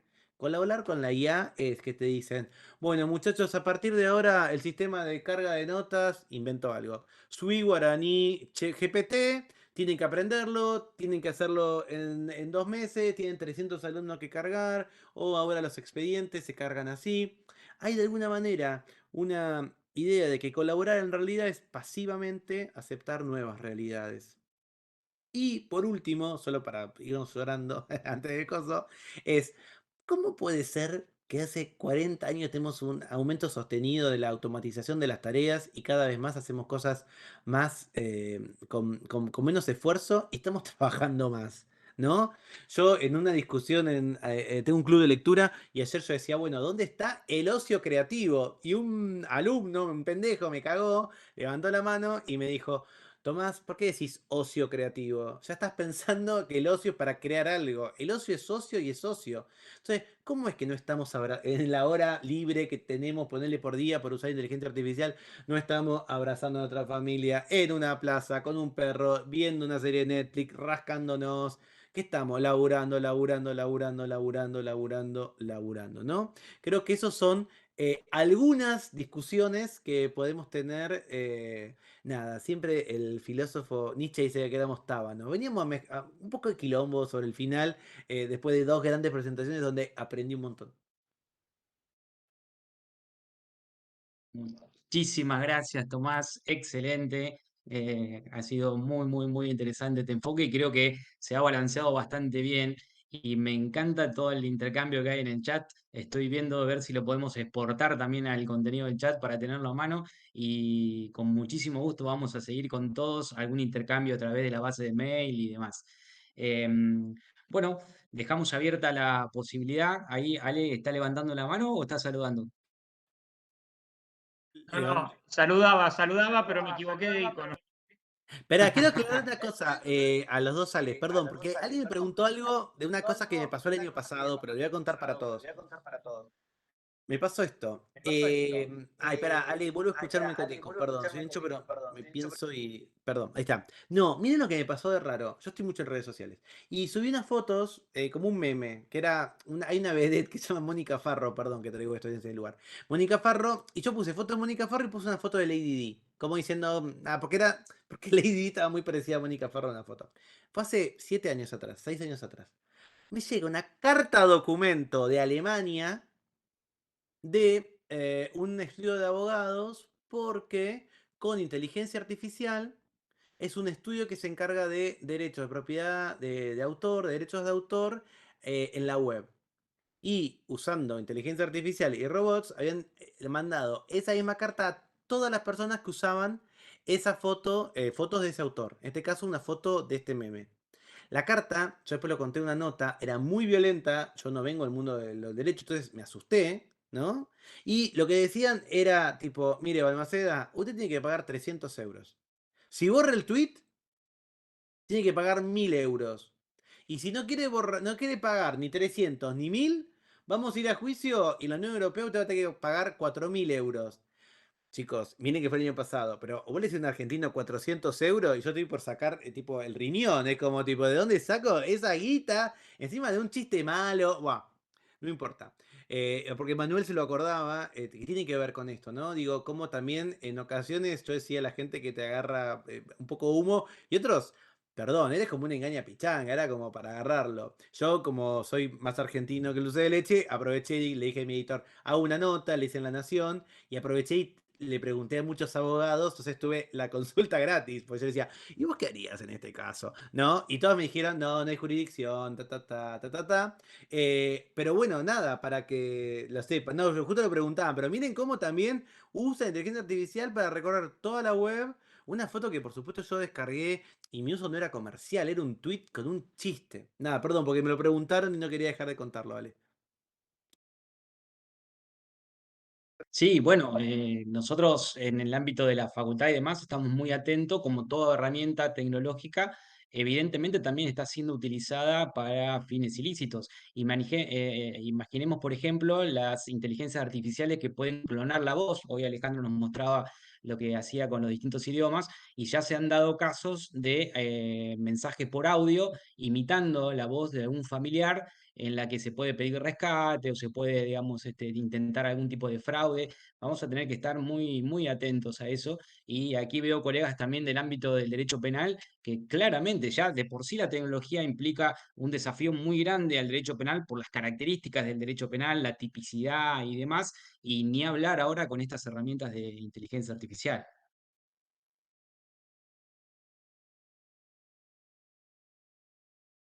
¿Alguien quiere hacer alguna pregunta, algún comentario?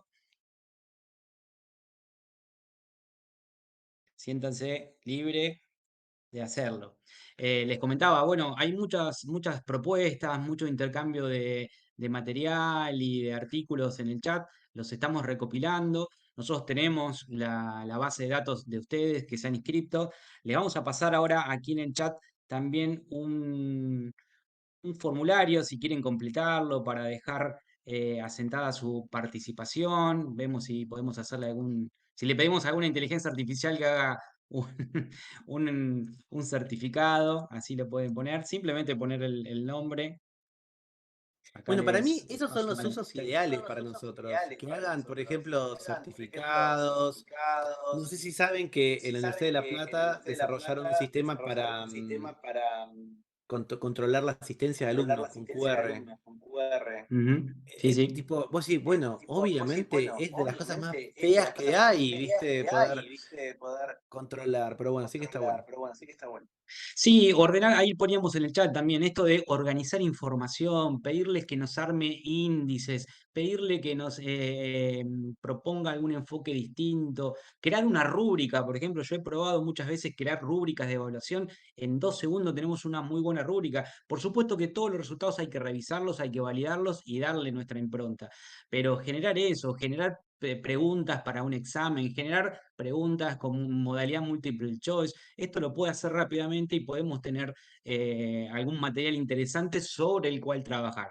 Por eso a mí me gustaba mucho insistir esto de que no es lo que querramos que haga por nosotros, es lo que queremos que haga con nosotros. Y con nosotros somos los docentes y son los estudiantes también. Estamos a la par, estamos aprendiendo y creo que esa es una linda oportunidad. A ver, tenemos ahí una. Daniel, ¿puede ser que quieras participar? Ahora.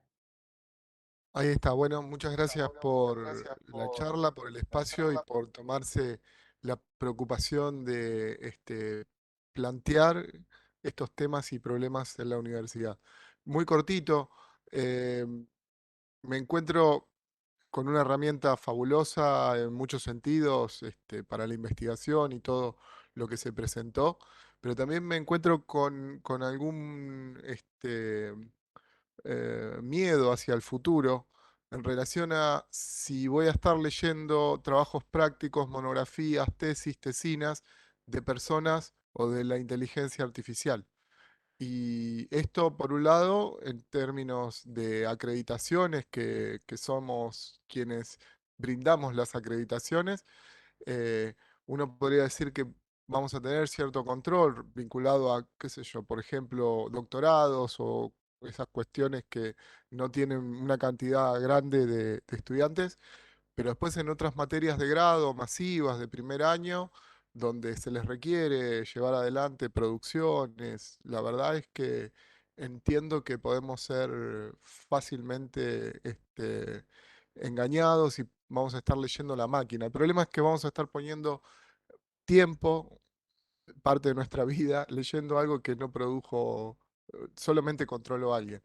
Bueno, gracias de vuelta por todo. Sí, algo apareció ahí en el chat y es un tema que va a haber que debatir mucho. Yo he mencionado también en otros ámbitos que, así como ha pasado con otros conceptos, como la idea de privacidad, por ejemplo, que ha cambiado totalmente sobre qué es privado y qué no es privado hoy en día, no es raro que vayamos a un contexto en el cual en un momento tengamos que aceptar por defecto que todo lo que vemos, oímos, leemos, etcétera, ha sido producido por una inteligencia artificial, salvo que podamos demostrar lo contrario. Y ese salvo que podamos demostrar lo contrario va a depender de las áreas a las cuales esté aplicada. Por ejemplo, me imaginaba recién ahí mientras conversábamos en el chat, creo que también es una oportunidad para revalorizar el ámbito áulico presencial.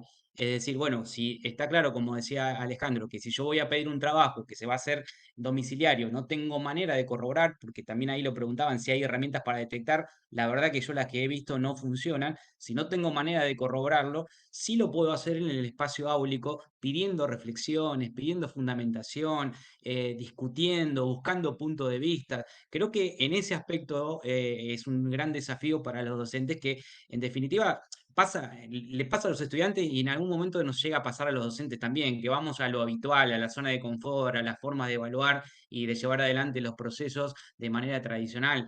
Pero creo que ese es un esquema que ya se ha roto y en buena hora que se haya roto para poder replantearlo esas ideas, de poder buscar nuevas formas, porque el contexto ha cambiado, la sociedad ha cambiado. No podemos seguir con las mismas herramientas mientras la sociedad está cambiando tanto y tan profundamente. Ahí, Ale, sí, para agregarles, justo lo que pasa que ahí voy a ponérselos en el chat, un poco respondiendo a la pregunta de Daniel. También es un tema que es súper interesante, es complejo de abordar, sobre todo en la masividad, lo estoy pensando, como planteaba él, pero una de las cosas que está interesante, no sé si sabían que ya se puede citar en normas APA 7, ¿sí? Ahí se los acabo de pasar, cómo se cita en el chat. Entonces, podemos empezar a trabajar con los estudiantes, con las estudiantes que sean, tengan integridad académica en lo que hacen, porque a mí también me produce lo mismo que a Daniel, pero lo cierto es que es una muy buena herramienta para buscar información. Entonces, si yo puedo blanquear dónde lo busqué, qué hice, y me tomé el trabajo de citarlo correspondientemente, aunque sea UCU, como le decía a Gaby Lorenzo hace un rato, es importante que podamos empezar a blanquearlo. En general, los marcos teóricos, si uno los piensa, los elaboramos, los procesamos. Bueno, hay que empezar a tomar conciencia que estas inteligencias artificiales nos van a facilitar un montón de trabajo. Lo que nosotros como docentes debemos ser sinceros también. Digo, cuando yo busco información, ahora primero consulto, me ayudo, busco, organizo, sintetizo. Pero bueno, yo tengo un mecanismo, ¿sí? de picar piedra de muchos años atrás, pero lo voy como mixturando con esto. Después es cierto que los resultados también, yo los estoy analizando, algo que no comenté, pero bueno, los que usan el Office 365, que es gratis para cualquier persona de la UNLP, se lo puede descargar y utilizar en versión completa, ya trae una herramienta que se llama analizador de datos. Ustedes lo ponen y les analiza los datos como quieran, cuantitativos, ¿sí? Si quieren cualitativos, los que vienen de las ciencias sociales saben que hay un montón de herramientas, con lo cual ahí empezamos a jugar con que bajamos un poco el uso de inteligencia artificial y más intervención nuestra, y realmente lo que va a ser una producción para mí original son las conclusiones. Esto lo cuento porque tuve una idea de agarrar algo y empezar a tomar párrafos y probar con la veracidad o no de si lo se generó con ChatGPT o no, con todas las herramientas que hay. Y me encontré con eso, ¿no? Me fui encontrando con eso en una tesis, que esto sí, bueno, sabemos que esas herramientas no son confiables para nada. De hecho, hay un caso de un profesor que desaprobó a todos los alumnos porque la IA le decía que le habían usado ChatGPT. Bueno, no. Sí. Pero eso me dio a mí una orientación de qué puede ser lo que empieza a ocurrir. No, por ahí no respondí tu pregunta, Daniel, pero sí me parece que podemos empezar a pensar cómo vamos a trabajar de ahora en más que tenemos estas herramientas. Para mí el proceso va a ser más lento, en educación los procesos son más lentos, en lo que a mí me da de experiencia, pero digo, probablemente podamos empezar a utilizar. A mí me sirve mucho el analizador de datos porque realmente me encuentra datos que yo no veo. ¿Sí? Estamos hablando de gran volumen de datos. ¿Sí? Estamos hablando de si quisiéramos hacer Big Data, analíticas de aprendizaje, que es lo que hago yo con los estudiantes en Moodle, ese tipo de cosas me empieza a dar información que es interesante. Pero sí es cierto que el tema de la escritura es algo a tener en cuenta. Cuando utilizamos mucho ChatGPT, al menos a mí me pasa, pueden contradecirme, me doy cuenta que lo escribió. Me empiezo a dar cuenta, no soy un experto, pero tiene como cosas repetitivas, tiene como frases célebres, es como, ¿no? Uno lo mira y dice, esto es ChatGPT. Hay que ser muy hábil. Por eso el video que les pasaba, que el pibe decía, no, parafrasear lo que el profe no se da cuenta. Bueno, digo, en eso un poco de la poca experiencia que tenemos, pues yo les estoy hablando de noviembre ahora, que es cuando me empecé a meter más con todo esto de ChatGPT. Sí, nos debe haber pasado a todos en su momento cuando teníamos en el aula, por eso el desafío de la masividad.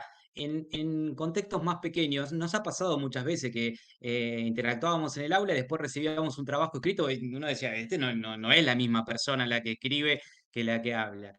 Pero bueno, Sumo hay que solo buscarle. una cosita, Ale. Mira, a nosotros nos pasó en mi cátedra que tuvimos un ensayo, que es una manera de aprobar el examen, aprobar la materia, por ChatGPT en febrero. Ahora, es tal como está diciendo el otro Ale y como dice Sara ahí en los comentarios y varios, le faltaba alma, había algo que no estaba bien. Ahora, yo les digo otro secreto, que para mí no es estrictamente copiarte. ChatGPT es muy bueno si te gusta reescribir. Yo escribo un montón, creo que acá todos escribimos un montón. Para reescribir, no está, a veces la página en blanco te mata. Decís, bueno, pero ¿cómo encaro esto? ¿O cómo vinculo estos dos temas? Y el chat GPT te da 5 o 6 ideas y vos después arrancás. Lo que nunca va a tener el chat GPT es un punto de vista. Y eso es lo que tenemos los humanos. Entonces, bueno, nada, tu sello, tu punto de vista lo va a tener. Y ya les digo, en la parte fáctica te das cuenta. Los alumnos van a terminar citando obras que no existen, autores que no existen, ideas muy generales. O sea que para mí no es una preocupación que vamos a tener exámenes con ChatGPT. Lo que les digo es, tomando un poco la muy buena pregunta de Daniel, ya tenemos exámenes con ChatGPT. Asumamos que en este momento estamos teniendo guías y cosas. Y simplemente, nada, hay algo que nos vamos a dar cuenta. Ahí estaba Gustavo, Gustavo. Sí. Gustavo, sí, ya podés preguntar, creo, fíjate. Sí, se refiere a mí, creo, ¿no? ¿Qué tal? Bueno, en primer lugar, agradecerle a los tres expositores porque fue una síntesis brillante a mi juicio. Estoy aprendiendo un montón, pero tengo que admitir que se me ocurren mínimo docenas de preguntas que tendría que hacer y sintetizarlas sería imposible. Pero me pareció que el foco sería interesante ponerlo sobre esta cuestión que se planteó acerca de la inteligencia artificial en general y ChatGPT en particular como, permítame usar el término, mentirosa, ¿no? Que versea o guitarrea, que fue el término que utilizaron. Pero por otra parte, también se dijo en algún momento que como es un sistema preentrenado, tiene parámetros previos. Digo yo, sostener la verdad, sostener eh, información que sea fidedigna, ¿no podría ser un parámetro? En todo caso, si tal cosa fuese posible, ¿puede asumirse que alguien lo está omitiendo deliberadamente o que simplemente es un defecto de la versión gratuita de ChatGPT? Entonces, hago ese planteo, ¿no? Entre otros tantos que podría ser. ¿Qué opinan Mira, sobre eso? te Adelante. respondo yo, Gustavo, es un tema muy interesante el que traes, pero el problema es este. Este tipo de dispositivos o de plataformas tienen sintaxis, pero no tienen semántica. Entonces, estrictamente, cuando el chat GPT te chamulla, que fue la palabra que usé yo, no sabe que te chamulla, para definir qué significa un error. Lo que te está dando el modelo es una proporción o una fórmula con una cierta proporción estadística que no es 100%, siempre es un 80 y pico, 90 y pico, o sea, nunca te va a dar esa respuesta, es la primera que te da, entonces a vos por el formato chat te hace creer o te induce a pensar que es una respuesta completa y es la correcta. Pero el problema que vos planteás es un problema filosófico profundo. Al no tener semántica, no hay manera de que el chat GPT pueda alguna vez entender si lo que está diciendo es verdad o mentira. Eso es una función que encontramos nosotros, los seres humanos. Y entonces, estrictamente, si vos le decís al chat GPT, te equivocaste, que se lo puedes decir para que te dé otra respuesta, lo que vos le estás diciendo es, bueno, te equivocaste según mi punto de vista con respecto a lo que yo conozco del mundo. Pero el chat GPT, su concepto de error es otro, ¿no? No lo tiene. Solamente eso. Pero lo que vos decís es clave, porque no es un tema, es un tema acerca de cómo es la arquitectura de este tipo de plataformas, perdón. Y por supuesto, la pregunta que está en el aire entonces ¿es correcto no decirle qué piensa? Cuando tenemos un traductor automático, ese traductor entiende el texto, esa palabra, entender, está mal usada. Tiene reglas, de alguna manera matemáticamente entiende el lenguaje, encuentra probabilidades, posibilidades, saliencias, le da a cada uno un valor y te devuelve algo. Pero también eso nos tiene que hacer a nosotros evitar otra tentación común, que es decir, este chat es sexista, este es homofóbico, este es machista, este es xenófobo, este es racista, porque en el fondo es, digamos, depende de otras cuestiones, de cómo se entrenó, qué datos tuvo, pero bueno, nada, a veces caemos en esos errores. Buenísima tu pregunta. Carlos, ¿querías preguntar? Sí, lo primero que se me ocurre es salir de la zona de sospecha de los estudiantes, como Estado que efectivamente no va a tratar de agredirnos, entre comillas, en ese sentido de su preparación. Yo creo que habría que, no sé si se podrían hacer porcentajes sobre quiénes pueden especular, entre comillas, con maldad, y quiénes en todo caso podrían utilizar bien esta tecnología, y cómo posicionarnos dando vuelta a la cámara nosotros, ¿no? Y salir los docentes de ese lugar y colocarnos en un lugar un poco más amable con nuestros estudiantes y con la tecnología, porque en aquellos, me parece, aquellos docentes donde tenemos cierto recorrido y años, donde la tecnología ha sido una preocupación, las nuevas, entre comillas, para mí esto es un punto a considerar, ¿no? Para poder avanzar en un sentido que trato de establecer una relación que es cómo democratizar estas tecnologías, porque creo que detrás de todo lo que estuvimos hablando, me preguntaba hace algunos días atrás, 15, 20 días o un poquito más, la revista Anfibia, Flavia Costa saca un artículo sobre una carta de detención del desarrollo de esta tecnología de 1100 y pico de intelectuales, expertos, etcétera, etcétera. Yo no sé después lo que dijo Tomás, si es cierto o no, pero me parece que habría que prestarle alguna atención en términos de que no es neutra y que si efectivamente son necesarios algunos tipos de controles que superen nuestras cuestiones individuales, digo, a nivel de estados, o cómo sería ese asunto, si es necesario, porque me parece que hay que establecer alguna relación también en esta conversación entre la tecnología y la educación superior, y también la educación superior con los estados y con el mercado y con todo eso que juega y que de alguna manera nos ordena a las universidades, a los docentes. Y lo último que quisiera decir, que son como interrogantes que tengo y que me gusta ponerlos a consideración con mis compañeros acá, es que Tomás hizo una pregunta que yo no sé si fue clara o entendí parcialmente, y le pido disculpas a Tomás si comprendí mal, pero en un momento él dice, ¿cómo voy a usar esta tecnología? Y a mí me quedó la duda, porque hay una parte de esa tecnología que uno usa que es singular, y hay una parte que es la sociedad de cara a las tecnologías, ¿no? Hablábamos de la revolución industrial, ustedes la citaban, etcétera, ¿no? Cómo algunos obreros rompían máquinas inclusive antes, o no. Entonces, para mí hay un problema sobre el tema de la democratización, cuando me parece que el mercado está ordenando significativamente mucho, y también a la educación superior.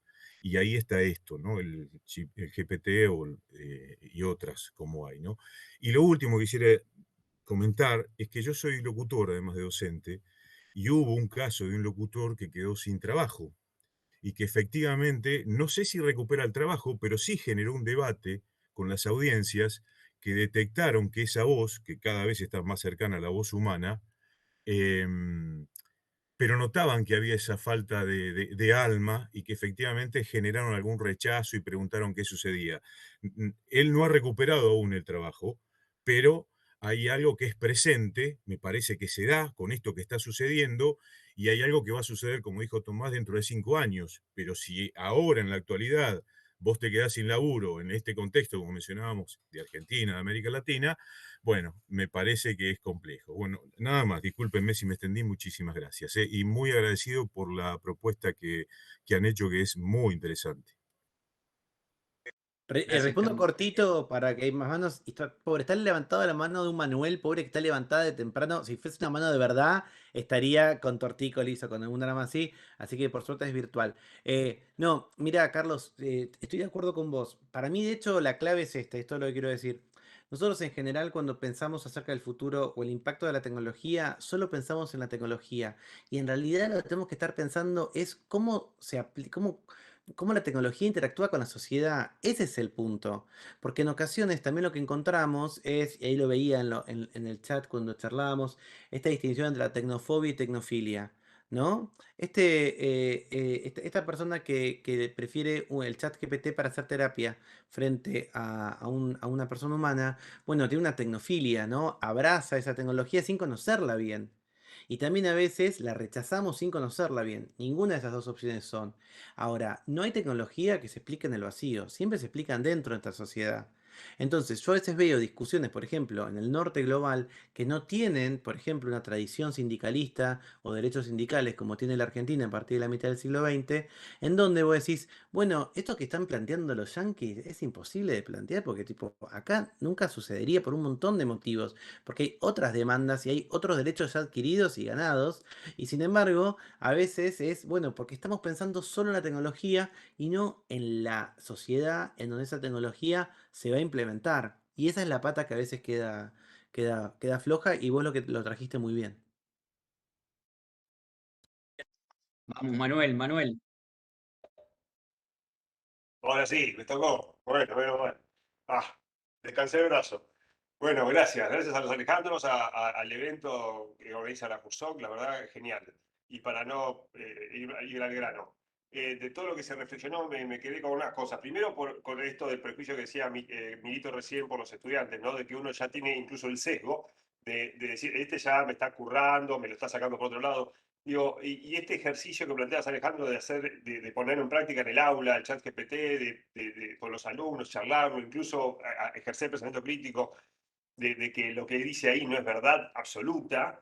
Después me quedé pensando en otras cosas, otro tipo de ejercicios, en mi caso, por ejemplo, autorreferencial, pero trato de que incluso si tanto vemos Reels y tantos TikTok que vemos, ¿por qué no invitarlos a que ellos mismos hagan a través de esa misma plataforma un trabajo práctico usando ellos la tecnología que están todo el tiempo usándola y que nosotros terminamos viendo cómo nos enseñan a mostrarnos como profes que te van a engañar? O sea, ¿por qué no usarlos a ellos mismos para que también utilicen esa tecnología y hagan un trabajo práctico sobre el tema que sea, de la materia que sea, mientras se pueda en la carrera que sea, ¿no? Y como primer punto. Y el otro que quería plantearle a Tomás, más que nada, como de reflexión, ¿no? Estamos viendo cómo nosotros, el esquema es cómo podemos utilizar ciertas herramientas de IA para trabajar, para la corrección de trabajo, etcétera. A la larga, y ahí por el chat también estábamos pidiendo y compartiendo un montón de links y enlaces, ¿nos estamos transformando nosotros, los humanos, en servidores serviles de la IA que termina operando, digamos, con un montón de decisiones, no pensando, decisiones, digo, automatizadas sobre concesión de crédito, sobre reconocimiento facial en la vía pública? ¿Estamos siendo nosotros los servidores de esa IA? ¿Vamos camino a eso? ¿A que estemos gobernados por el sistema, como Kafka diría, ¿no? Ah, no sé, el sistema lo dice así y vos te quedás pagando. Quería preguntarte más que nada a vos, Tomás, que a ver, Sí, responderte a tus... lo digo cortito, 3 comentarios muy cortitos. Primero, la vigilancia que tenemos es total y completa y la entregamos completamente. Estamos usando una plataforma que está registrando nuestro rostro en este momento. Estamos contando todo el tiempo en redes sociales qué nos gusta y qué no nos gusta. Tenemos una aplicación gubernamental que tiene todos nuestros datos. Estamos haciendo algo que hace 5 años, y yo se los decía, la mitad de acá me hubiera dicho que no, que es tenemos una aplicación del banco, ya sea cuenta DNI, ya sea BBVA, lo que sea. Y si yo hace 5 años le hubiera dicho, toda tu guita va a estar en una aplicación en tu teléfono, me hubieras escupido, dicho jamás, no, yo jamás, no lo voy a hacer. Hoy nos hemos entregado. Segundo, hay mucho trabajo que en el fondo hacemos los humanos, pero que de golpe está vendido en la narrativa, como que si fuese inteligencia artificial y nos parece genial. Les digo una cosa que pasa acá en Buenos Aires, obviamente en La Plata también y en otras partes tal vez. En casi todos los McDonald's hay una pantalla. Vos ahora pedís por la pantalla, pasás, tengo una hija de 14 años, ¿no? Pero bueno, digo, tocas, pasás la tarjeta y vas a retirar el combo, lo que sea. Yo vivo en el barrio del Abasto en Buenos Aires. Hay cajas automáticas. Pasás vos tus pasos, tus objetos, las pones en una bolsita, pasás la tarjeta y te lo llevas. La gente que ve una pantalla, ve que es automático, es espectacular, es una inteligencia artificial, detectó... No, estás trabajando vos. O sea, estoy trabajando yo de empleado, estoy trabajando yo de cajero, estoy trabajando yo de... Perdón que tengo... Digo, la narrativa es espectacular y en el fondo es, no, mirá, trasladaron ese trabajo. Y es más, la persona que está viendo está más, desapareció, estará haciendo otra cosa. Entonces creo que está. Me parece que en realidad también hay que pensar más cómo en ese vínculo hemos entregado un montón de nuestra intimidad, un montón de nuestros datos y un montón de nuestros recursos naturales. Porque además esos recursos naturales suelen estar en el sur y van para el norte. Y nuestros datos, piensen todo el tiempo que pasamos hoy en WhatsApp, en Instagram y en Facebook. Todos esos datos los tiene una compañía que no es argentina, ¿ok? Que es de otro país. Y pasamos un montón de horas. Entonces, también ahí lo que estamos diciendo es, otra vez, el norte global está usándonos de reservorio de materia prima y no vemos un mango. Empezamos a discutir el tema del litio. ¿Cómo lo vamos a discutir? Porque además, por supuesto, estamos en una situación económica muy apremiante. Y está la base de litio en provincias que están muy desafiadas a nivel económico y social. Esa tentación de dar el litio a cambio de plata fácil es muy fuerte. Sin embargo, vamos a repetir el mismo esquema de siempre. Yo quería retomar un minutito nada más el tema de los estudiantes, porque no se vio en las placas que yo tenía ahí preparado, igual se la vamos a mandar por correo.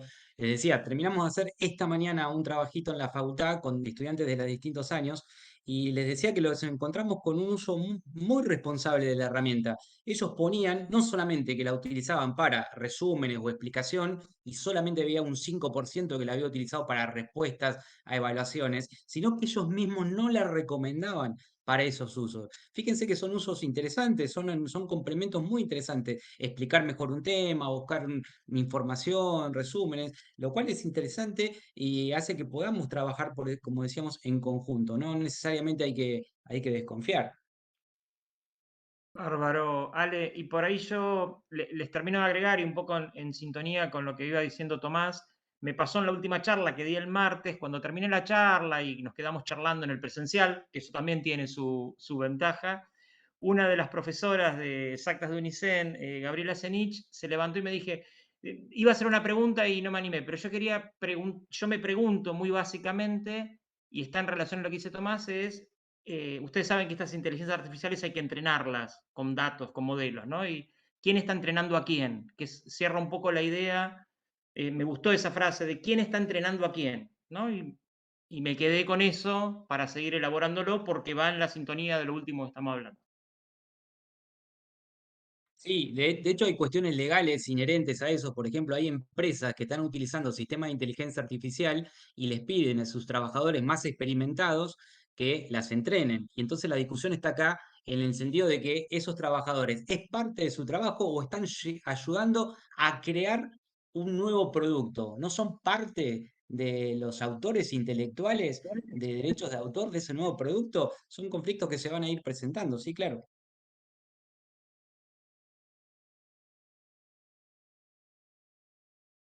¿Alguien más? Bueno, la verdad que hemos estado 2 horas muy interesantes, con muchísima participación.